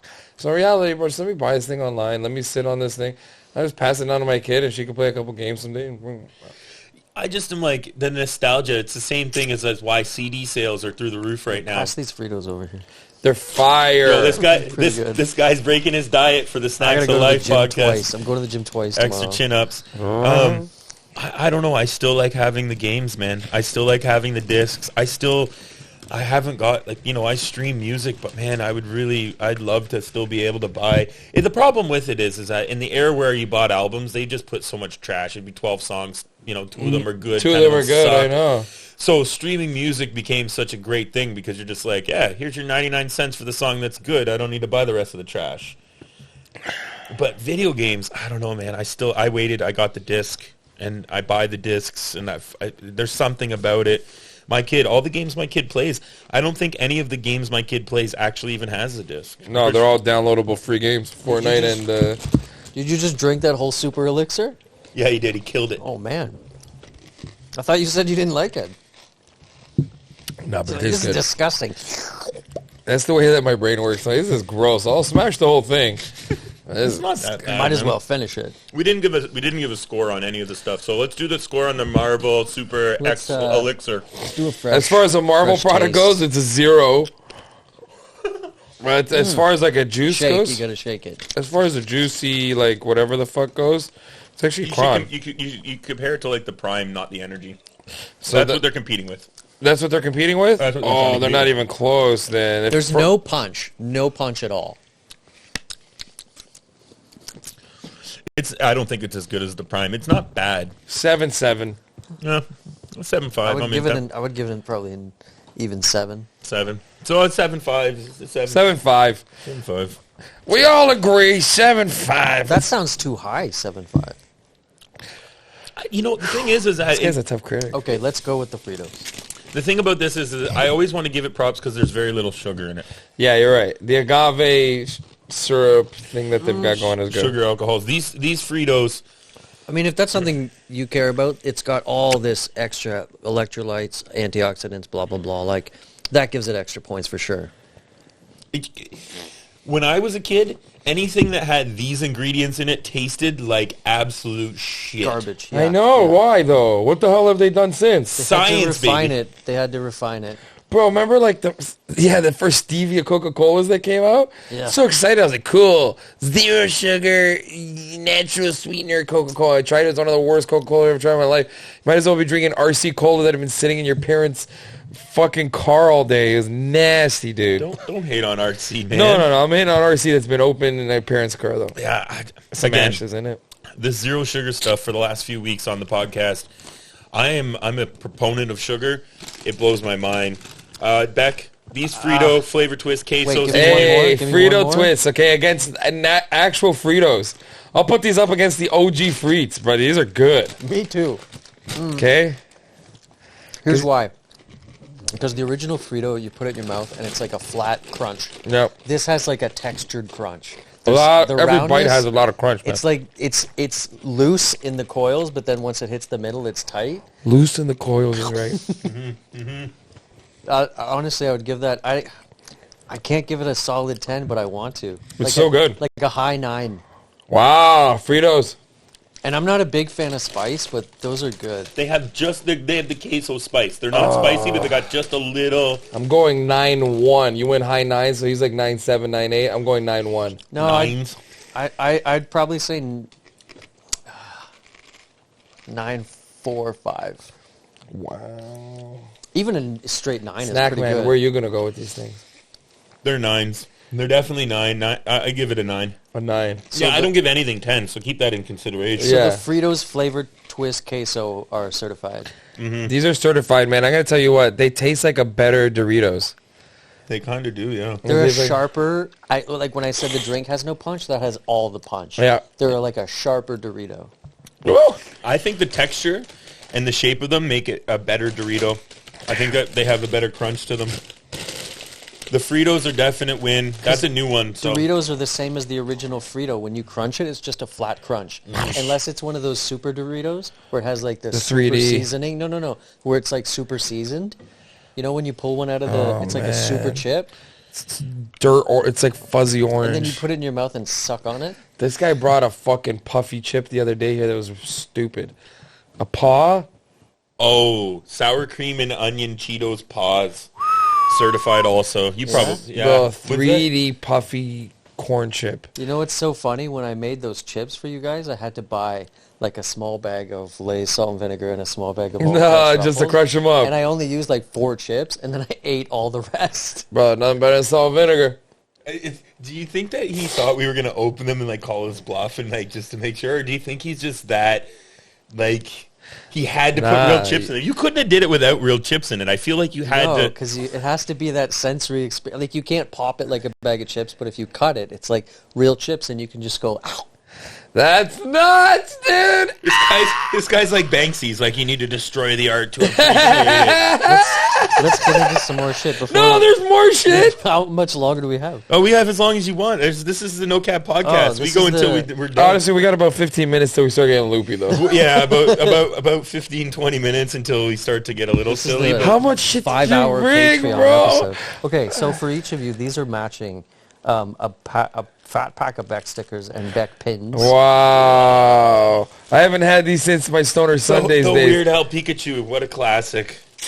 These are all going on my suitcase right So there's a ton of, and in the back of the sticker pack, there's Smokey Mon. Shout out Smokey Mon. lighter wrap, and a few Pokemon cards that designed like at least a dozen or so different character cards for them. Right. And so there's a few of those in They there. still around? Wow, They're still that's around Smoky hilarious. I think they're maybe a little quiet, but yeah, still kicking. Okay. Smoky Man. I remember when that came out, I was like, yeah, that's pretty cool.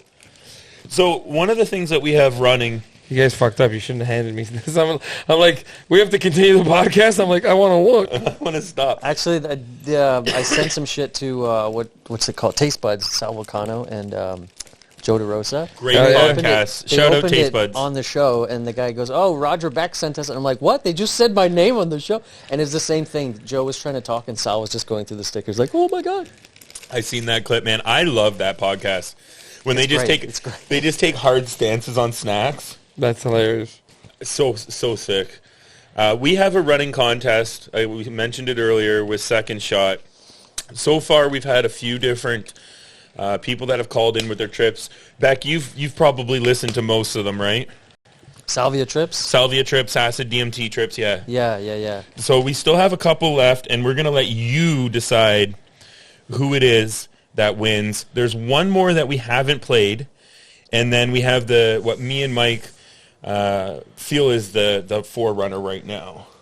Can you see what I'm hearing? Do you remember that one, Mike? Am I still involved in this podcast right now? That's pretty good. All right, let's refresh checked this out. one. Let's refresh our memory on that one.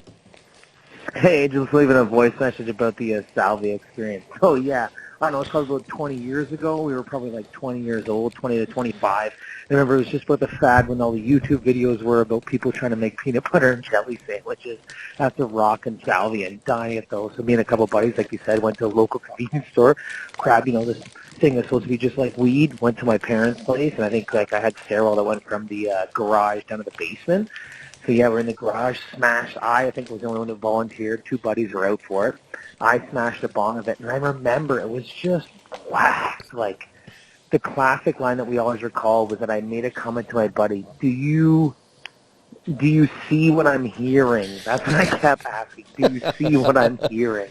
And then I ran down the concrete stairwell in the basement, kind of ran around my basement for 10, 15 seconds, ran back to everyone else, and all of a sudden I was just back to reality. And then right after, I remember two buddies were like, no, thank you. We are definitely not enjoying that at all. But I literally just messaged my boys to remind it, and the one guy says, I still remember telling, anytime someone mentions salvia, he's like, I talk about you being all fucked up on it and saying that classic line. Yeah, do you see what I'm hearing? And, yeah, that was it at that party, man. Yeah, honestly, Not doing that again. Dude. Cheers. Have a good night. Late. That guy has to win only because it's the most authentic experience to anybody who's ever tripped or really hard trip. Yeah. Can you see what I'm hearing? You Because when you're really tripping, you really can hear. Yeah. You can see what you're hearing. Like somebody will talk to you and it's like you can almost like, yo, Mario, and you're like, what the fuck? Yeah, your senses sort of transcend into other senses. Oh my god. Definitely. So that's the forerunner. We have one late entry into the game, and I haven't listened to this call all the way through, but the beginning of it made me say it could be a contender. So we'll see. Let's see what this guy's got. Yo, what up, guys? This is Obi, big fan from out on the West Coast. Shout out West Coast. Just got a, psychedelic story for you. Back when I was young, I may or may not allegedly have acquired a bottle of liquid acid, and to say, like, Oh, yeah, I the remember next this guy. 3-4 months were pretty wild. One of those said adventures, me and a group of friends ended up at a neon trampoline park. Sounded like a really, really good idea. What? So we allegedly drove there. Allegedly. What we didn't expect was that did. it would be full of children, and we are tripping balls. Yeah, got stuck in a foam pit. It was a pretty wild time. But yeah, guys, big fans. Keep up the good work. Fucking stoked to hear the next one. Dude, I love the idea of the neon trampoline park. That's what fucks me up. I'm like, yeah. That does sound good because neon, and when you're high on like those kinds of drugs, if you've never been high on psychedelics, neon glass does something to your eyes where it's like extra traily, extra like vivid. It's just, man, like I'm imagining a trampoline park dark, like a glow-in-the-dark golf course, a glow-in-the-dark mini golf course. Love those. But a neon trampoline park. And him saying I got stuck in the foam pit makes me think of, like, if you haven't done psychedelic drugs, one of the worst places you can decide to go is the bathroom. Yeah, it's always so strange. The floors, the mirrors, everything, the walls. Yeah, take everything. a look in the mirror and suddenly you've been standing there for an hour. Yeah, so I feel like getting stuck in a foam pit full of children at a glow-in-the-dark neon. Don't touch me, you fucks! Like, yeah. I couldn't. When I do psychedelics, I'm in nature. I can't do them in anywhere near anybody. Like, unless you're also high, and I know that you're high, or you're a safe person. Safe person's always the best, because you just look at them, you're like, hey, you good? All right, we're alive. You know, like, we're alive. They're like, I'm good. Are you good? Yeah, that is actually a classic. Yeah, I'm good. Are you good? You're like, hey, easy with the hostilities. I'm just over here. I'm just checking in. Otherwise, you've got to try to split yourself, because if there's sober people or like straight people around, Can't do it. You're like, I can't be comfortable. I need sunglasses. If I have sunglasses, I can act my way out of it. I'm like, yeah. That's why I wear sunglasses all the time. Yeah, sunglasses are this crazy thing, because the self-conscious emotion begins at the eyes. Can they see? Because you feel like your eyes really are the window to the soul, and the soul is in big trouble right now. So if you're looking through these windows, you can see that I'm in trouble. But if not, they can't see shit. And then it's just my voice. I can hide the fear and high in my voice. One time I was really high on when I was younger. I went to San Francisco and I thought, hey, wouldn't it be cool to do some acid at San Fran, bro? Of course. And nowadays, if you go to that neighborhood, I can't remember the intersection right now. Haight-Ashbury. Yeah, there's like an ice cream shop there. And so you're like, all these people here just coming to do acid and celebrate the hippie movement, and then they end up at the ice cream shop. So straight the fuck up, bro. Yeah. You know, like I was high out of my mind. Dude, it's one of these things that when you're in San Francisco, you can hear it's like they're still playing music there or something. You're like, man, I don't know, man. Psychedelics is one of those things you really do experience. What did you say? Your other senses overlap, or they cross over. They transcend. Bro. So what your eyes are seeing is like this cool energy, and in your ears you can feel it.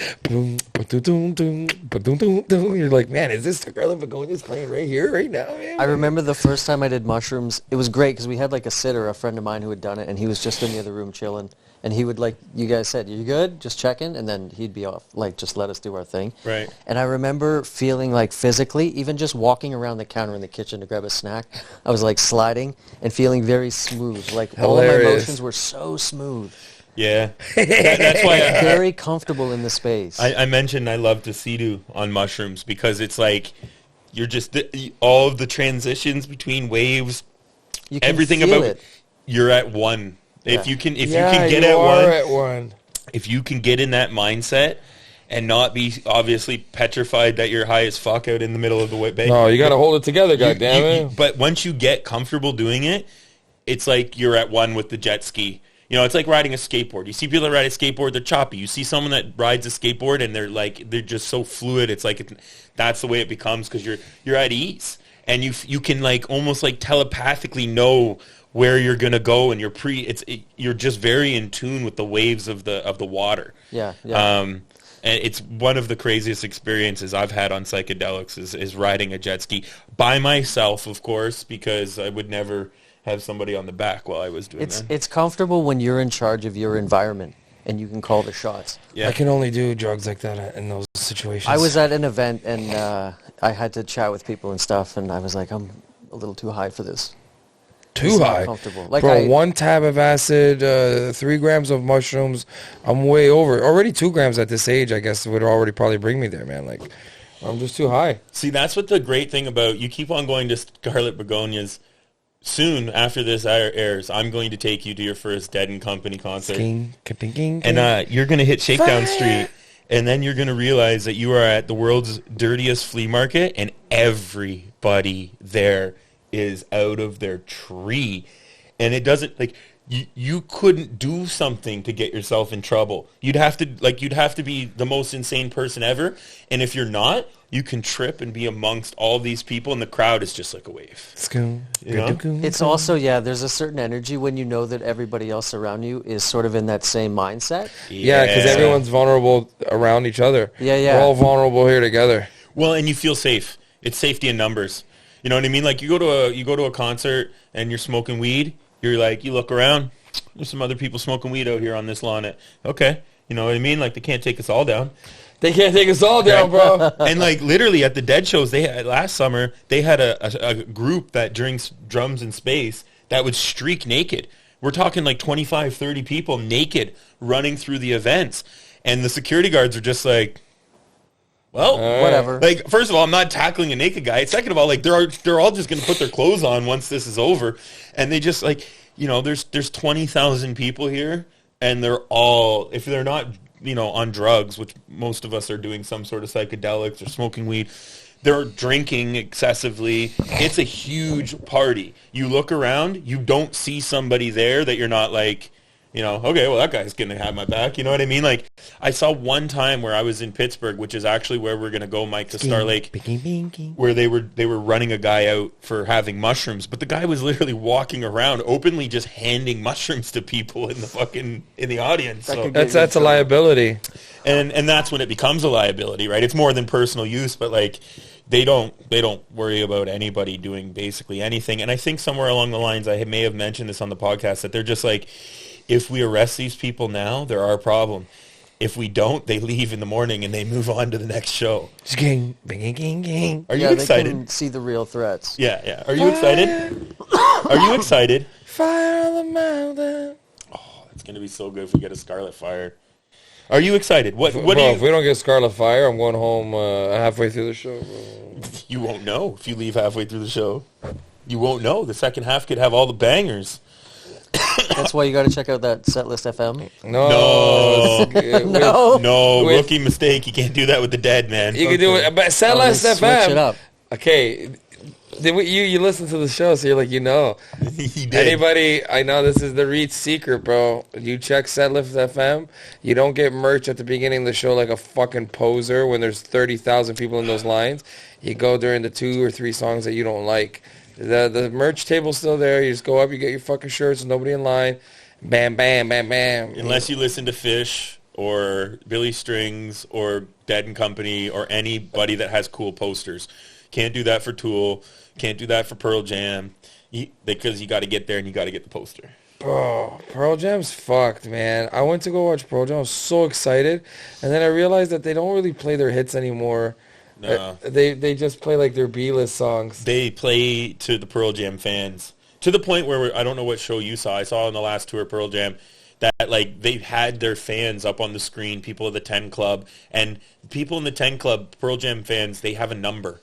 So if you're like, oh, you're in the 10 Club, they were like, yeah, I'm 143. Yeah, I'm 5,000. And there was a guy at the last Hamilton show they had on the screen. He was like number 4.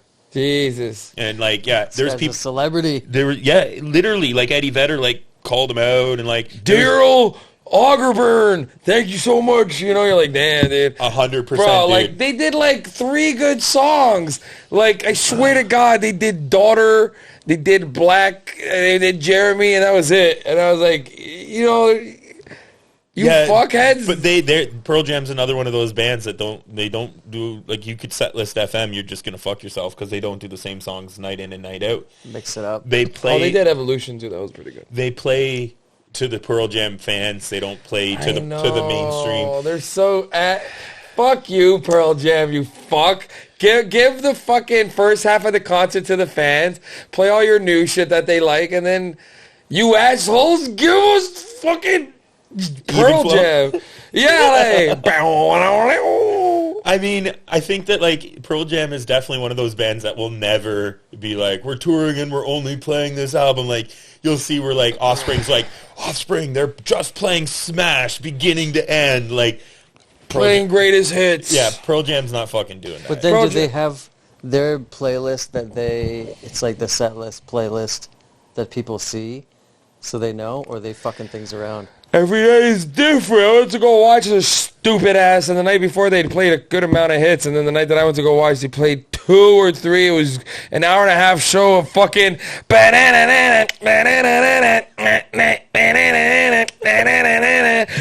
gotta. You're like, God damn it, this is what they're gonna do. They're gonna do B-level Pearl Jam. Fuck this shit.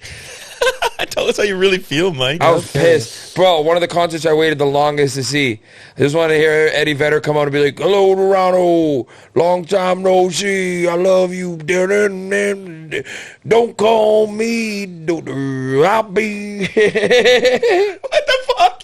Hey, Reitz, you comfortable into the podcast set now? We're reaching the... What time is it on the podcast? It doesn't say, but I bet you we're in the hour 40 mark. Oh, yeah, for sure. Hour 44. That's so funny. Reitz Is so funny. He's got his feet up. Once we get into the hour 40 mark, I tell you, bro. Shout out, I brought my own slippers. Yeah, see, what I did was I've moved into these pizza Crocs. Those are great. Yeah, the Jimmy Kimmel pizza Crocs, and I left my slippers here for guests because we had a few guests that I forgot to give them the memo that you can't wear any... outdoor shoes in here. Don't call me. Yo, I went to a Weird Al concert last summer, and I was sitting right beside the sound guy. Yeah. And I was like, oh, that's cool. Like, he's working right there on the thing. And then he was sitting there for a few minutes not doing shit, and I just leaned over and I said, hey, man, can I maybe get a copy of the set list? And he was like, no. Like, really, really dickish. Like, no. I'm like, okay, thanks. Wow. But I saw every other show people post, hey, I got a copy of the set list. I'm like, cool, where'd you get that? That's me, man. I was right beside the guy, and he told me to fuck myself. No. But you know why? Because I was already there and asked him earlier. That's actually Joe the sound man. He's a good friend of mine. And don't call him Joder. Pearl Jam was almost 2 years, 2 or 3 years. It was 900 and something days between when Pearl Jam was supposed to perform in Hamilton to when they because of COVID, bro. They were the first band to cancel, bro. Their shows were March 17 and March 19, and they canceled a week before. People had waited 30 years to watch Pearl Jam, and fucking don't call him daughter. And these fucks made us wait almost 1,000 days to play B-level Pearl Jam. I'm out, bro. I'm off the podcast, bro. Yo, if you're leaving past those Fritos over here. Reitz actually just has to take a piss. He can't leave without doing the Snacks of Life fucking theme song. I'll do it at the end. Oh, ladies and gentlemen, this has been Mike Rita and the Snack Man. He has to go pee. He's just playing with us. What else? Pearl Jam. So I'll explain to Beck a little bit. What happens with the reason why you can't set List FM, the Dead and Company, is because people just go on tour and do 20-something shows in a row. So if you really need to go to 2 shows in a row because you're going to likely get a faster show. 2 different shows. And then the next night you'll get a slower show, right? And they'll mix it up.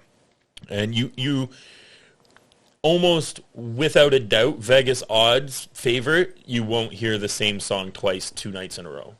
You will hear songs repeated across the whole tour, but never a full set list. 2 songs always go together.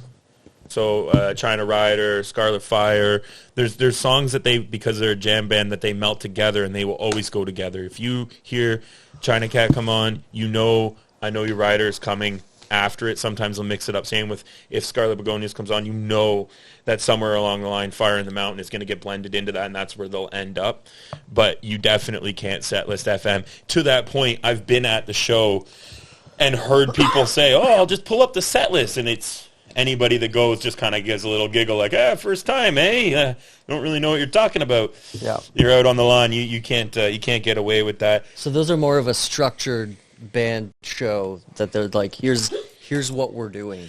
So the great thing, and I think it was Rick Rubin that said, the great thing about the Grateful Dead is that when you figure it out, you totally understand.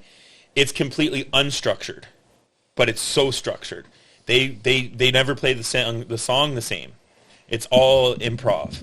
So in order to stand on that stage, you have to be able to accurately know what that person's doing, where they're going, and you have to be able to jam. Match it up. So you play off of each other, right? And that's why Bob Weir says that John Mayer is so good, is because his ear for music, he can follow Bob along the places that they go. But yeah, it's actually the complete opposite of structured, to the point where, but they're so good that it hits. Once you catch it and once you understand it and you see it and you feel it, you get it.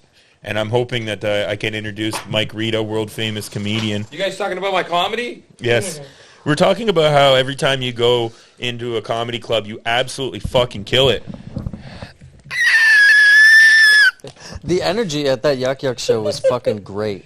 You were at that Yuck Yuck show. We discussed this. That you bought my chicken fingers. I want you guys to talk about it amongst yourselves so I can enjoy it over here. Are you rolling us blunts? I'm rolling us blunts. You know what the best part of Mike's performance was? Angela Scanora. Oh, yeah. She's coming on the podcast. Shout out Angela. Actually, Angelica. I watch her videos. Like, you're a big fan, eh? I get the email every day. It's like, here's the daily video for it. Sometimes I watch them, but she's funny as hell. She is a funny person. We're going to have her on the podcast soon. I don't know what you guys are talking about, bro. There's only 140. Bro, back to Reitz. Reitz is the only funny Canadian in the history of Canada. No, I actually watched the Portuguese interview with him, and it was funny because I couldn't understand half of it, but because of the intonation and the gestures and stuff, you knew what he was saying? I kind of got what he was saying, and he would like snap in and out of English. Right. And then they would put subtitles when he spoke English for too long. I asked, if he spoke English too long, they subtitled it into Portuguese. I asked you if there was a place that we could watch this with English subtitles. Actually, I've had that experience. Anytime you hear Mike talk to his mother on the phone, it's about 33% English and 67% Portuguese, but it's not oil and water. It's mixed. It's right? like there's like an English word and then like in the middle and shit. It's like shuffling a deck of cards. It's like mixed in. It's actually very impressive. What it is whoa, did you open this jerky? Yeah. Holy fuck, he jumped right ahead. He's into the great Canadian meat. What's your review on the jerky? Jerky, bro. I'm just getting fucking through the jerky. He jerked off all over me. Wow. Horrible. The snacks of wife. Ow. Wow. What the fuck? All right, we never gave a score on the Fritos. No, we did the Fritos. The Fritos, we did. haven't done these. We got to do these before we go. We can't do the little dick. We have to do them. One more present. I can't my God, he's got more presents. I can't do it, bro. How many more Twitches Do you want to come back next week? Sure. All right. Should we wait? I was so nervous. I should have also brought a pen and then scratch off because we didn't talk about half this shit. Okay, well, give us a topic. What do you want to talk about? It's your show now. Oh, Mike, I wanted to tell you, my friend Dave, shout out Dave, he picked me up. We went for lunch, and I didn't know he had a car. And I was like, hey, man, when did you get a car? And he said he took driving lessons, and he's a Portuguese guy. He said he went to Portuguese driving school, and I said, so you just paid the guy and he signed the certificate? And he said, yeah, exactly. Portuguese driving school where you don't actually have to drive or go to school. Is that like the semi-truck training that's going on in Ontario right now? You keep your dirty semi-truck drivers out of our Portuguese drivers. All right, I'm back. The Portuguese driving school got me into this. Portuguese driving school's been around since the 70s, okay? And a lot of old Portuguese moms, that's how they got their license back in the day, because they just didn't. Well, this is gonna. I don't know if I'm allowed to talk about this. The Portuguese mafia is gonna come after Mike. So Mike's pissed off Mercules' group, the Mexican cartel, Mexico Farms. I'm not even trying. Listen, there used to be a company. Fuck it. Whatever, bro. The something driving school. Okay, the Silva, the Costa. I'm not saying them. These guys were renowned for. They not only had the driving test portion of the thing. When you went to, they would tell you to go to a certain driving test facility. In the city? That's right. You give them the wink and the nod and the Portuguese smile. And when you went to go check in, they would go check in with you. And then when you went to go check out, a certain driver would come into the car with you. And this certain driver was very lenient. He was in the pockets of the Portuguese community. And then it ended up expanding to like a couple Indian guys. And when a couple of guys wanted in, they're like, hey, if you're making a couple extra bucks, who cares, bro? We got to, so what? We let these Everybody's drivers got to live. Bro, so it was pretty expensive, bro. This is like the 90s. I'm pretty sure back in the 90s it was like $200-300. This is like to get your license. With inflation, that's like $2,000 right That's now. got to be like $1,000, $2,000. I mean, a Nintendo 64 was $200. A PlayStation 5's $1,000. It's $1,000. So let's think about that. Like it's something like that. Like it'd probably be like $1,000 nowadays. But back then it was like $200-300, and you went and you paid. You paid a guy. I almost said his name. I was like, and he would a couple weeks later, and your mom had a license. So you're like, well, I don't remember you learning how to get. You're like, hey. Mama drives now. You're like, all right, I guess Mama drives. Get in the car and put on your seatbelt. Bro, we're almost 100% sure. Like, I can confirm this, but we're almost sure that it's the same, like... family that's doing it still? Yeah, like even if nowadays, like, they still might be running it. Like, it might be their kids or their grandkids, like, still running the Are these the racket. same people that get the handicap parking permits in Toronto? Wow, how do you even know? Wow, bro. You're tight in the immigrant illegal scene, bro. Well, how do you think I got you on the show? There has been a parking permit thing, like, ring for I don't know how long, bro. And it must be the same lady's grandma. Like, just one grandma with, like, 1,000 permits for her broken leg. Like, wow, bro. This guy just blew my mind. Man. Everybody I know in Toronto has a handicap permit. Like on nice Mercedes and stuff. They just like walk right out, park in the handicap, double park. I have a friend of mine who used to double park with the handicap sticker. Yeah, and then walk out like perfectly normal. Well, you can't see all handicaps. Well, that's the thing, right? And how dare somebody say something to you, right? One of the great... I don't live in this city no more. I mean, if you don't have one and you park there, then bark at them. No kidding. Hey, When I lived in the city, my thing was when I was on Queen Street, King Street, Bloor, any of these really busy arteries, and I had to park quick, and I was on a no park zone, I used to pop my trunk open. My hood open, and put my hazards on. Pretend it broke down. That's right. And I would just let my car... Nobody says nothing to those cars. That's the difference between the city and living out here. Somebody would pull over to help me here, and I'd be fucked. The cops would pull over and be like, hey, man, you okay? You need help? They'd be like, my gasket's run a bearing at a... Somewhere there's a video of the OPP in North Bay pull-starting my snowmobile for me.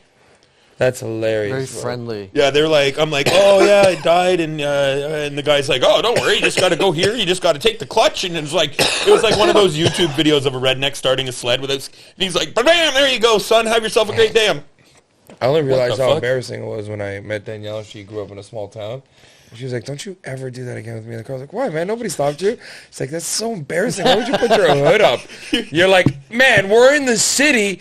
And it's 4:22. We're not allowed to stop here to park. Your wife thinks somebody's going to call her from Newfoundland. Your husband on Bloor Street with his trunk open. What the fuck's that guy think he's doing? Jesus, boy, man. I seen a guy down there look mighty like your husband, and you they parked on the Queen Street.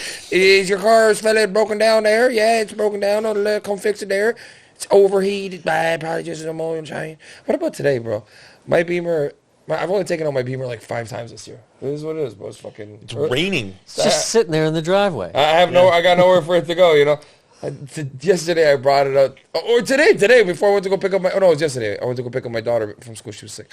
Your school's right across the fucking street. No, but I was out. I was going to say, you would drive across the fucking street? At the time. It's raining. Get in the car. At the time, I'm surprised he just doesn't go like this from the porch. Like, honey, come here. Hey, you get her. Bring her over here for me. I was at the Canadian Tire down the street. So I'm picking up some plants for the springtime, you got some oregano and stuff. So... Bro, I'm sitting at the A&W drive-thru. Some fucking Malacca idiot walks by. He's like, yeah, you putting oil in there? I'm like, pardon? Putting oil in there? You got oil? I'm like, yeah, I got oil. He's like, yeah, she clicking. She hitting once in a while. You need oil. I'm like... Crackhead knows, man. This is my 3rd time. I haven't even heard anything yet. Like, I haven't even brought her to mechanics. I barely brought her out yet. Like, it's been rain. Yeah, like it's been rain. It's been shit. It's been cold. Like I can't bring her out really. Valves are noisy. It's like, yeah, no kidding, bro. Your headers. You're like, all right, buddy. All right, get the fuck out of here. Living in the country is like that. Yeah. Random automotive advice in the drive-thru. You're like, what? You putting oil in that? I just never forget. You putting oil in that? You're like, am I putting oil in that? Of course. No, bro. Mike thought he On was the talking other about his hand, joint. If you were downtown Toronto and your car was on fire, people wouldn't even see it. He'd scream at you, get the fuck out of the way, asshole! Can't believe this guy's on Queen Street letting his car burn. I gotta get to the fucking burn. He'd be on TikTok. Straight out of the 6 TV, this asshole in his BMW. I'm over there kicking it. Literally, if you were to pull over in Elmville with that BMW and pop the hood, you would have 3 domestic pickup trucks, one of which would be capable of towing your BMW pulled over, 2 guys that are certified mechanics, 1 guy that's been working on the tractor his entire life, and they would have. One guy's already got a toolbox. He'd come out, his thing would be, he'd have his arms rolled up, and he'd be like, "Hey, how you doing? Yeah, all right." You know, originally these are domestic Audi engines from Germany, you see. What they did there in the 90s was Audi was building the better 4-cylinder straight engine, and you're like, all right, I'm out. And then he'd try to sell you a Dodge pickup truck. And you're like, buddy, get away from my sick little fucking 90s German car. Get. Has electrical problems, probably. I'm still eating these Fritos. No. You know what? You can take those home with you. No, Like, yeah, you're taking them home. Yeah, no, you got it. You're taking them No, you got it. You're going home. This is the only environment that I can, like, snack in. You're taking them home. Hey, wait, he had more presents that we cut him off from. Yeah, man, because it's embarrassing. All we gave him was a half a bag of chips. I know, on a skateboard wheel or something. I got a Super Elixir Marvel. Yeah, but we made you work for it. You had to review and shit. Hey, Mike bought me McDonald's. Hey, He had a coupon, didn't he? No, No. He even said, he was like, this guy uses the apps. Yo, tell me the apps isn't fire, though. told you, bro. I can't believe that he brought This guy that paid up. full price I for paid McDonald's. full price for McDonald's like a loser. And you didn't even get rewards on it. No. Oh, my God. You threw away, Snacks. like, I said in 3,000 points. the drive-thru, I literally said, man, don't tell Snacks that I didn't use the app because he's gotten me on these apps. I'm addicted to the apps. Because every time you go, you're like, yeah, let me get the 2-meal deal, $12. I'm always like, what the fuck? I'm over here paying full price like a scam. This guy just got 2 meals, 6 drinks, fucking 3 fries for less than I paid for a small hamburger. The next morning, he's looking at me when I'm drinking that orange Fruitopia. You Oh, motherfucker. this guy fucked up my life with that Fruitopia. I'm going to be honest with you. I went to get a cake for my sister's birthday at Dairy Queen, and on top of the cake, it was like 300 DQ reward points. And I was like, yo, don't check out yet. DQ app. And she's like, what the fuck are you doing? I get these fucking... All right, yeah, here's a scan this. And they're like, Ted? I'm like, you fucking know it, right? Yeah, dude. I'm 100 points away from a free dilly bar. Wow. Oh, Right? shit. Okay? Like, come on. A free dilly... When you were 9 years old, if someone was like, hey, free dilly bar, you could get me into a van. Probably. Yeah, what would you have to do for that then? Wow, what would it take was to get no you in a app. van? I'll tell you what, I know exactly. McCain Deep and Delicious Cake. Hey, kid, I got a decadent, deep and delicious chocolate on chocolate.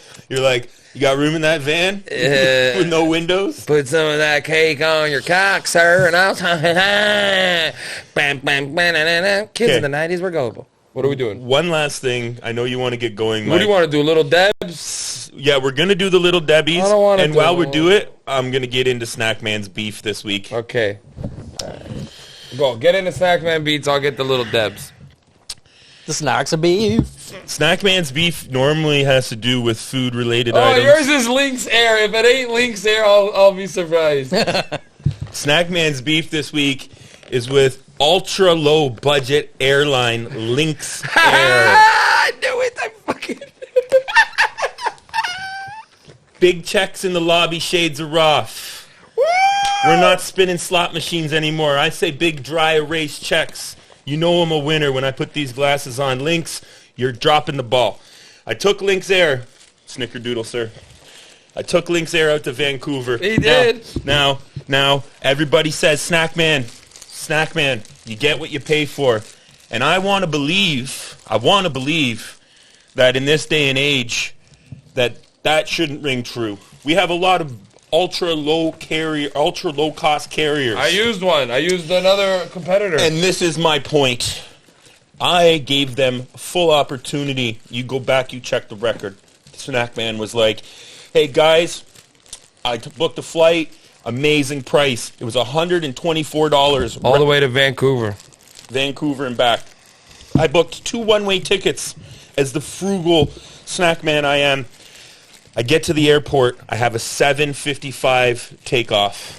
I get to the airport approximately 6:15, which, Mike, you know, when we live where we live, I got up around 4 a.m. Had to. Hit 2 dabs, had my shower, jumped in the car. I get there.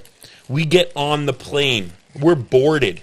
Snackman, check the records on the story. People know this.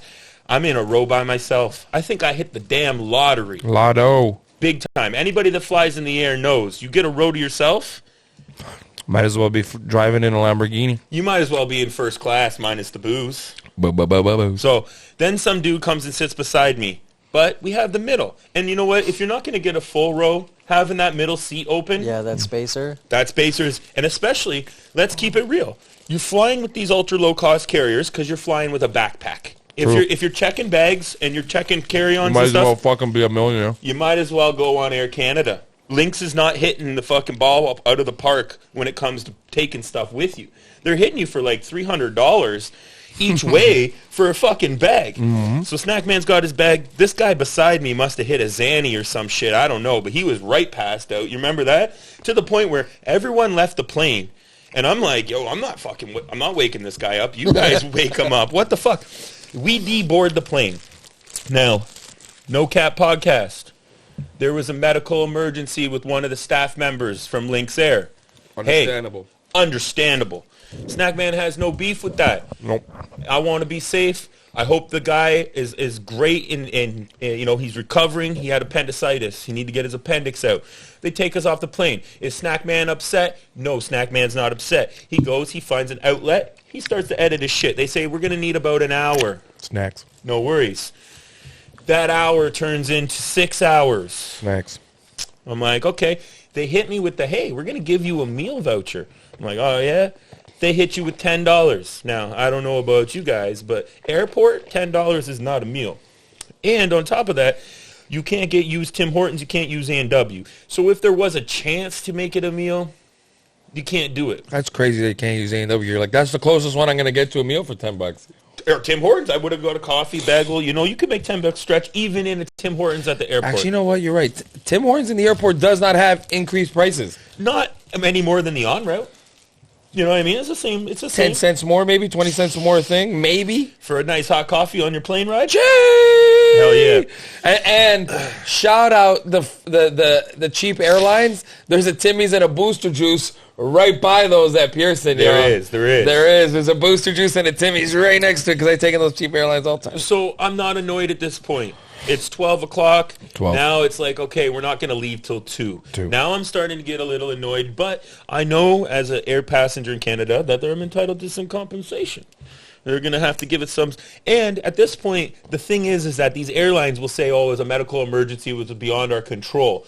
But I push back that like 7-hour delay is well within your control. You should have had some other people there to. This is not where the beef comes. This is just a horrible experience with Link Air. This is a long elevator ride. Right? Keep going. Here we go.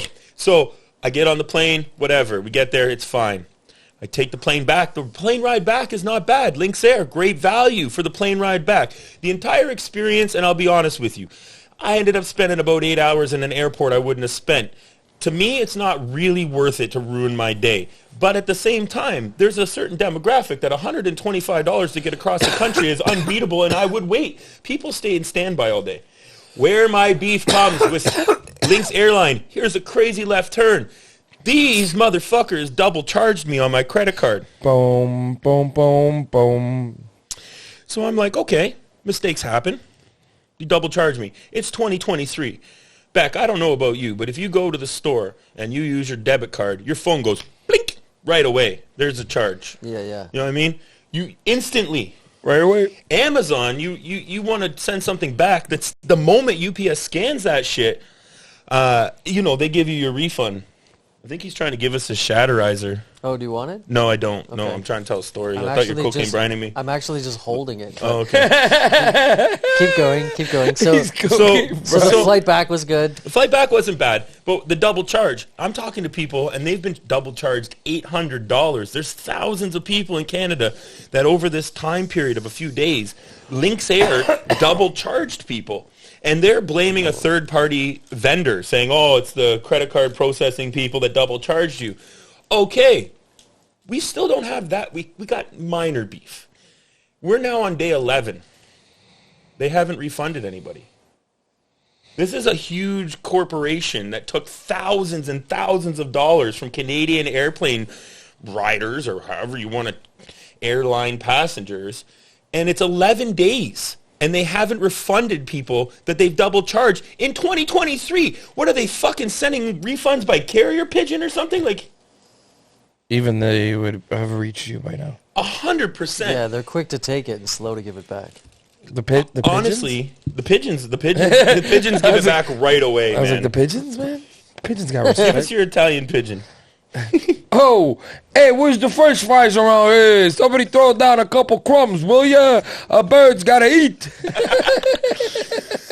So I can't help but put my tinfoil hat on. I'm getting into these conspiracies lately on this show. You think they're ripping people off on purpose? I think they were cash strapped, and I think that they grabbed a bunch of money to make. Because what percentage of people didn't even check that they got double charged? Well, in their defense, they sent out an email saying, "Hey, we noticed that we double charged you," but that's all fine and dandy. They're passing the buck onto a payment supplier, and my thing is like, hey, that's between you and them, not between me and you. You know what I mean? It's like when somebody comes short on a spot, and you're like, hey, you owe me $800 for that quarter pound. It's $2,000. It's not now. It's like $800 pound, even less. You know, you owe me $800, and they're like, oh yeah, I only have $650 because Johnny over here didn't pay me. Hey, that sounds like a you Johnny problem. Yeah. That ain't a you and me problem. Where the fuck's my money? And these guys are like, oh, we're trying our best to expedite the fucking process. Hey, motherfucker, I could get across the country by car and back in 11 fucking days. I'll bet you that there are people right now in the Portuguese community that build entire banks in less than fucking 10 days. Including safe. Right? Like, how fucking long does it take to put up an entire fucking Tim Hortons these days? Hey, if Less it than a comes week? Prefab? No, but listen, I gotta tell you something. They're gonna string this up for a long time. It just is what it is. And the thing is, You're done now. You're in it. If you go on their social media, they just keep replacing the same comments back to people. And, like, I'm not having that shit, Links there. You need to fix this shit. You need to smarten up. You're going to go bankrupt. We're not shouting you out anymore. We've been shouting out Swoop. They don't pay us yet. Swoop is the best. People give Swoop a lot of crap, but Swoop is great, bro. The only downside to Swoop is that you have to fly Hamilton to Abbotsford to go to BC. That's why you took Flair. And you know what? I've heard good things about Flair. I know I've heard delays. Delays happen in air travel. Delays happen in every airline, though. I've taken Air Canada. I've taken Emirates. I've taken crazy sick flights. Don't believe the hype. All of them have delays. I've taken tiny little flights that leave on time and get there early. I've taken big flights that don't leave till the next day, and they have to give you a hotel voucher. And now you're staying at the Sheraton in Vancouver. Boom, boom. It happens. If you have a delay on Swoop, free hand jobs, right? It's even worse. If you have a delay on Swoop, they actually punch you. They punch you right in the chin. They blame you for it. Fuck you, and you're late. Fuck you. Swoop's so toxic, they blame you for the plane not One leaving of on the time. craziest things I ever experienced with Swoop is Swoop, you get a large variety of people who fly. Like, if you fly Air Canada, it's mostly just business people and that kind of stuff, and families going on vacation, and well-to-doers. You fly Flair, you fly Swoop, you fly Lynx, you're getting everybody. You're getting people who normally have taken the bus. Backpackers. You know what I mean? Yeah. You're like, damn, bro, you guys are travelers, hey, look at that. Yeah, we bring everything in all jacket pockets. You're like, damn, well, you guys really don't want to pay those fucking Swoop fees. Shit, this guy's you, bro. Hell yeah, this guy packing everything in his jacket so that it fit in the fucking thing so the lady couldn't talk shit. Yeah, she's like, can you put that? She's like, can you put your bag into that stand there? Bitch didn't tell me the stand was on wheels. I went to put my bag in, knocked the whole fucking stand over, and I'm like, fuck my dick. I picked up the stand. I was like, y'all didn't tell me it was on wheels, and she just looks at me. I'm like, don't worry, it'll fit. She goes, yeah, it doesn't fit. I'm like, don't worry, it'll fit. And I took my pouch jacket. I stuffed my vest. I had that great vest on. Stuffed everything in my vest. I put my laptop in my jacket, and I like walked in with it. But the moral of the story is that it doesn't matter what you fly. There's delays. Double charging people and not paying them back does not fly. And how these guys make money, you nailed it on the head, Mike. How these guys make money is they sell dollar flights. They sell these cheap flights. And the add-ons.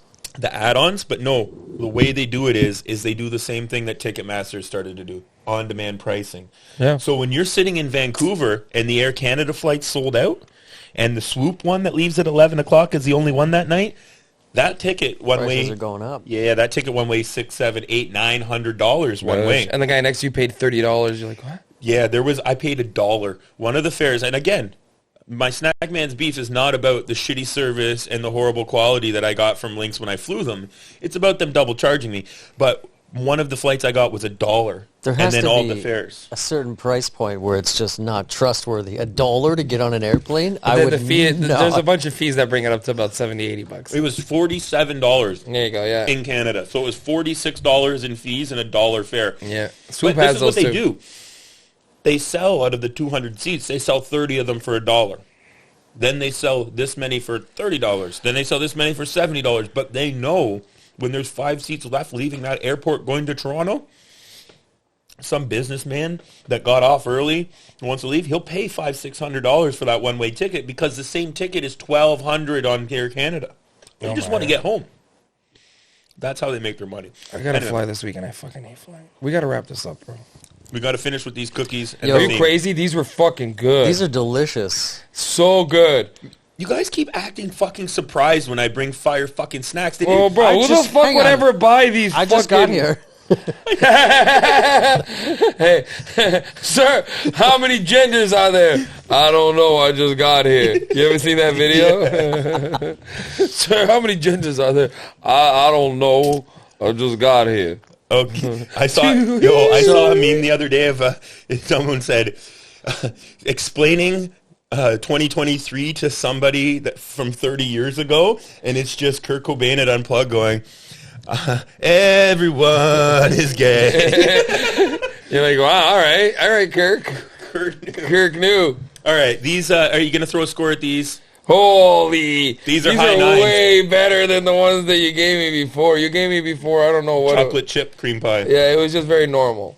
Very normal. It just tasted normal. These, though, shit. Bro, So- if you ever see Little Debbie snack cakes, these are the truth. Here's the key. If you take a bite around the edge where there's no filling and you get just double, like, cookie layer, it's not as good. You have to get the filling in between, and it's fucking good. Cream pie, bro. Oh, Of course. but around the edge, you can see that there's no... It doesn't Nobody go right likes to the edge. In my Everybody younger wants the cream years, pie. It's like you got to peel off the crust and throw it to the dog. I love a good cream pie. That's what I was getting at. You can't edge. You got to get right into the cream pie. Solid 9s for me, man. Well, I'm going to give that a 9.6. Yeah, what was the other we did? Okay, so the drink wasn't as good. These were amazing, and this is amazing. Yeah, I'd probably give it a... He's thinking, give it some thought. Yeah! I like that. Flute. Half flute. Little corner flute. A It's little like leg it's shake, like too. Your accordion on the Portuguese late night. Hey, you saw that? Yeah, well, we another- should get you on the soundstage here. I don't know. Another high 9. Another high 9. It's a totally different flavor, but they're like That's equal- amazing. Oh, equal yeah, level. so good. That to me, that fucking cake, I'm taking one more home, bro. Okay, I'm saving this one. No, you got to finish that one. We'll give you another one. No, you got to finish it. Eat it. Eat it. Eat it. Do another chin up. Just smash it. Just eat the whole cream pie. Slam it in your I'm mouth. sorry to be There you doing go. it. Oh, That's perfect. snack man. Well, we've hit that Wait, point. we have one more present. Snacks got one more present. Oh, we have one more present to finish it off, and then we'll get into the theme song.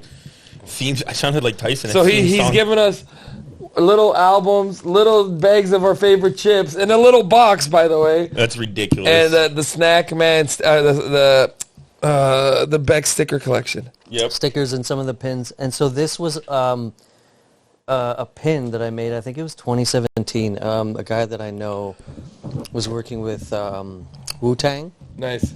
And Ghostface was doing a concert, and he said, do you think we could do like a little collectible cool thing for Ghostface? And so, you know the joint that I did for Marley, the Tweedledoo belly Yeah. joint? One of the first ones that I saw, actually. That was like one of the first cartoons that I was like, whoa. I don't know how old it is, but that was one of the first ones that I like remembered. I think that was like 2015, maybe? It was that, Yeah, and Vape on the late had, days. She had another yeah. Tweedledoo cartoon.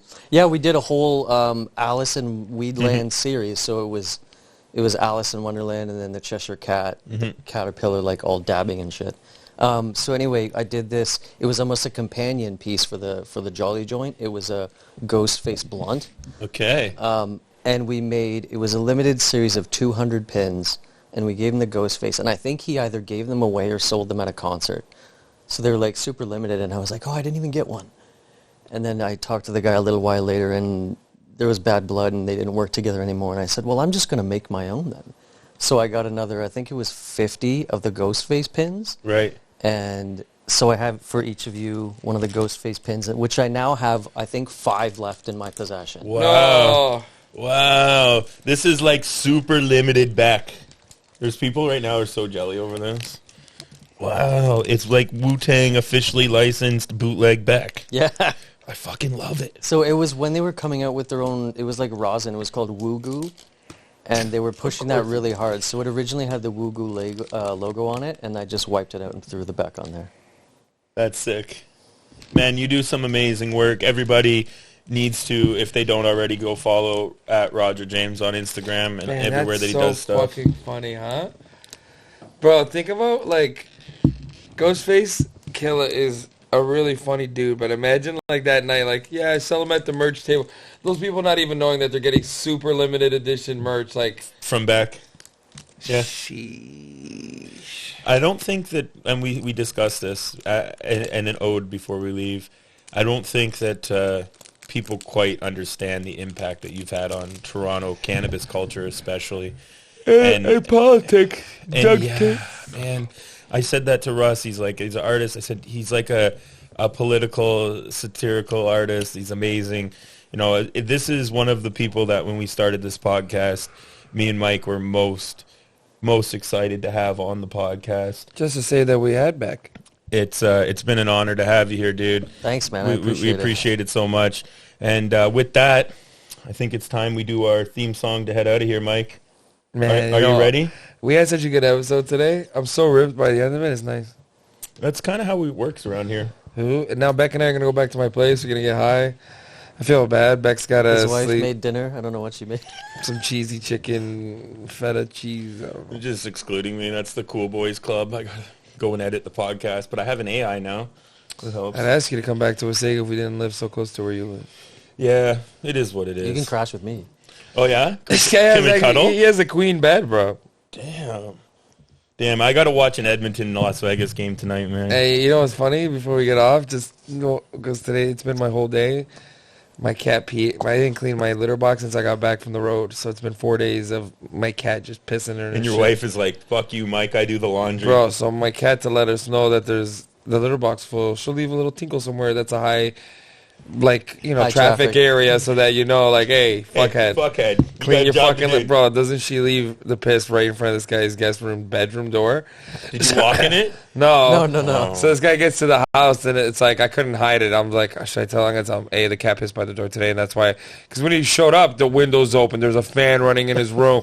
There's Febreze on the counter. I'm like, Beck's like, what the fuck was going on in here? I'm like, I'm sorry, bro. And it's like, as soon as my wife calls, I'm like, I couldn't get the smell out. I tried. I think it's still in the air a bit. The truth is, Mike was aggressively masturbating before you showed up, and you had to air the window. I wish it was that, because that's easier to explain. You're like, oh, I farted. That's why it smells like ass in here. But you know what I'm saying? But trust. It was so embarrassing this morning when you realize, we have a guest, and the cat peed by the bed door. God, son of a You didn't take it personally, like, oh, that fucking cat's gone to me, man. I was like, what a welcome. What a welcome. Nah, fuck. I tried my hardest, bro. Trust. I tried everything I could. The smell, it's an oil-based smell. You have to, wait a day or two. Yeah, cat pee, it lingers. It lingers. There's nothing you can do. I've gone over the area, 10 times. Still there a little. Yeah, what can you do, man? Yeah, you have to admit to your guests. You have to be like, hey. You gotta get in front of it. Something happened. Hey, something happened. Cat peed in beside the door there. There was an incident. It was an incident, because this morning you wake up at 6 in the morning and you're like...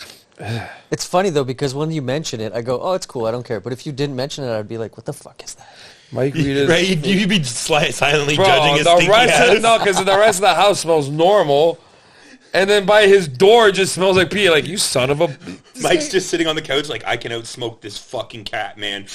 Yeah, I'll fucking kill that cat, bro. And trying it's to my kill- good cat. My outdoor cat doesn't pee in the house. She doesn't even... She'll go outside. She goes outside. Yeah, she's like, fuck the litter box. I'm an outdoor I cat. know, it's my little shit pee-pee Fifi cat. All right, Mike, you're up to bat. Here we go. You take the good, you take the bad, you take them both, and there you have the snacks of life. The snacks of life. There's a time you gotta go and show you grow, and now you know about The snacks of life. The Snacks of life. Well, ladies and gentlemen, I hope you've enjoyed the Snacks of Life podcast with me, comedian Mike Rito, the Snack Man, and our special guest, Beck. Thank you to our sponsors, Liquid Death, Headwater Cannabis, Castle Glassworks, and all of Blue Jays Nation. Oh, and Great Canadian Meat Company. Thank you so much, Beck. It's been an honor. We'll see you guys next Friday. Thanks, guys.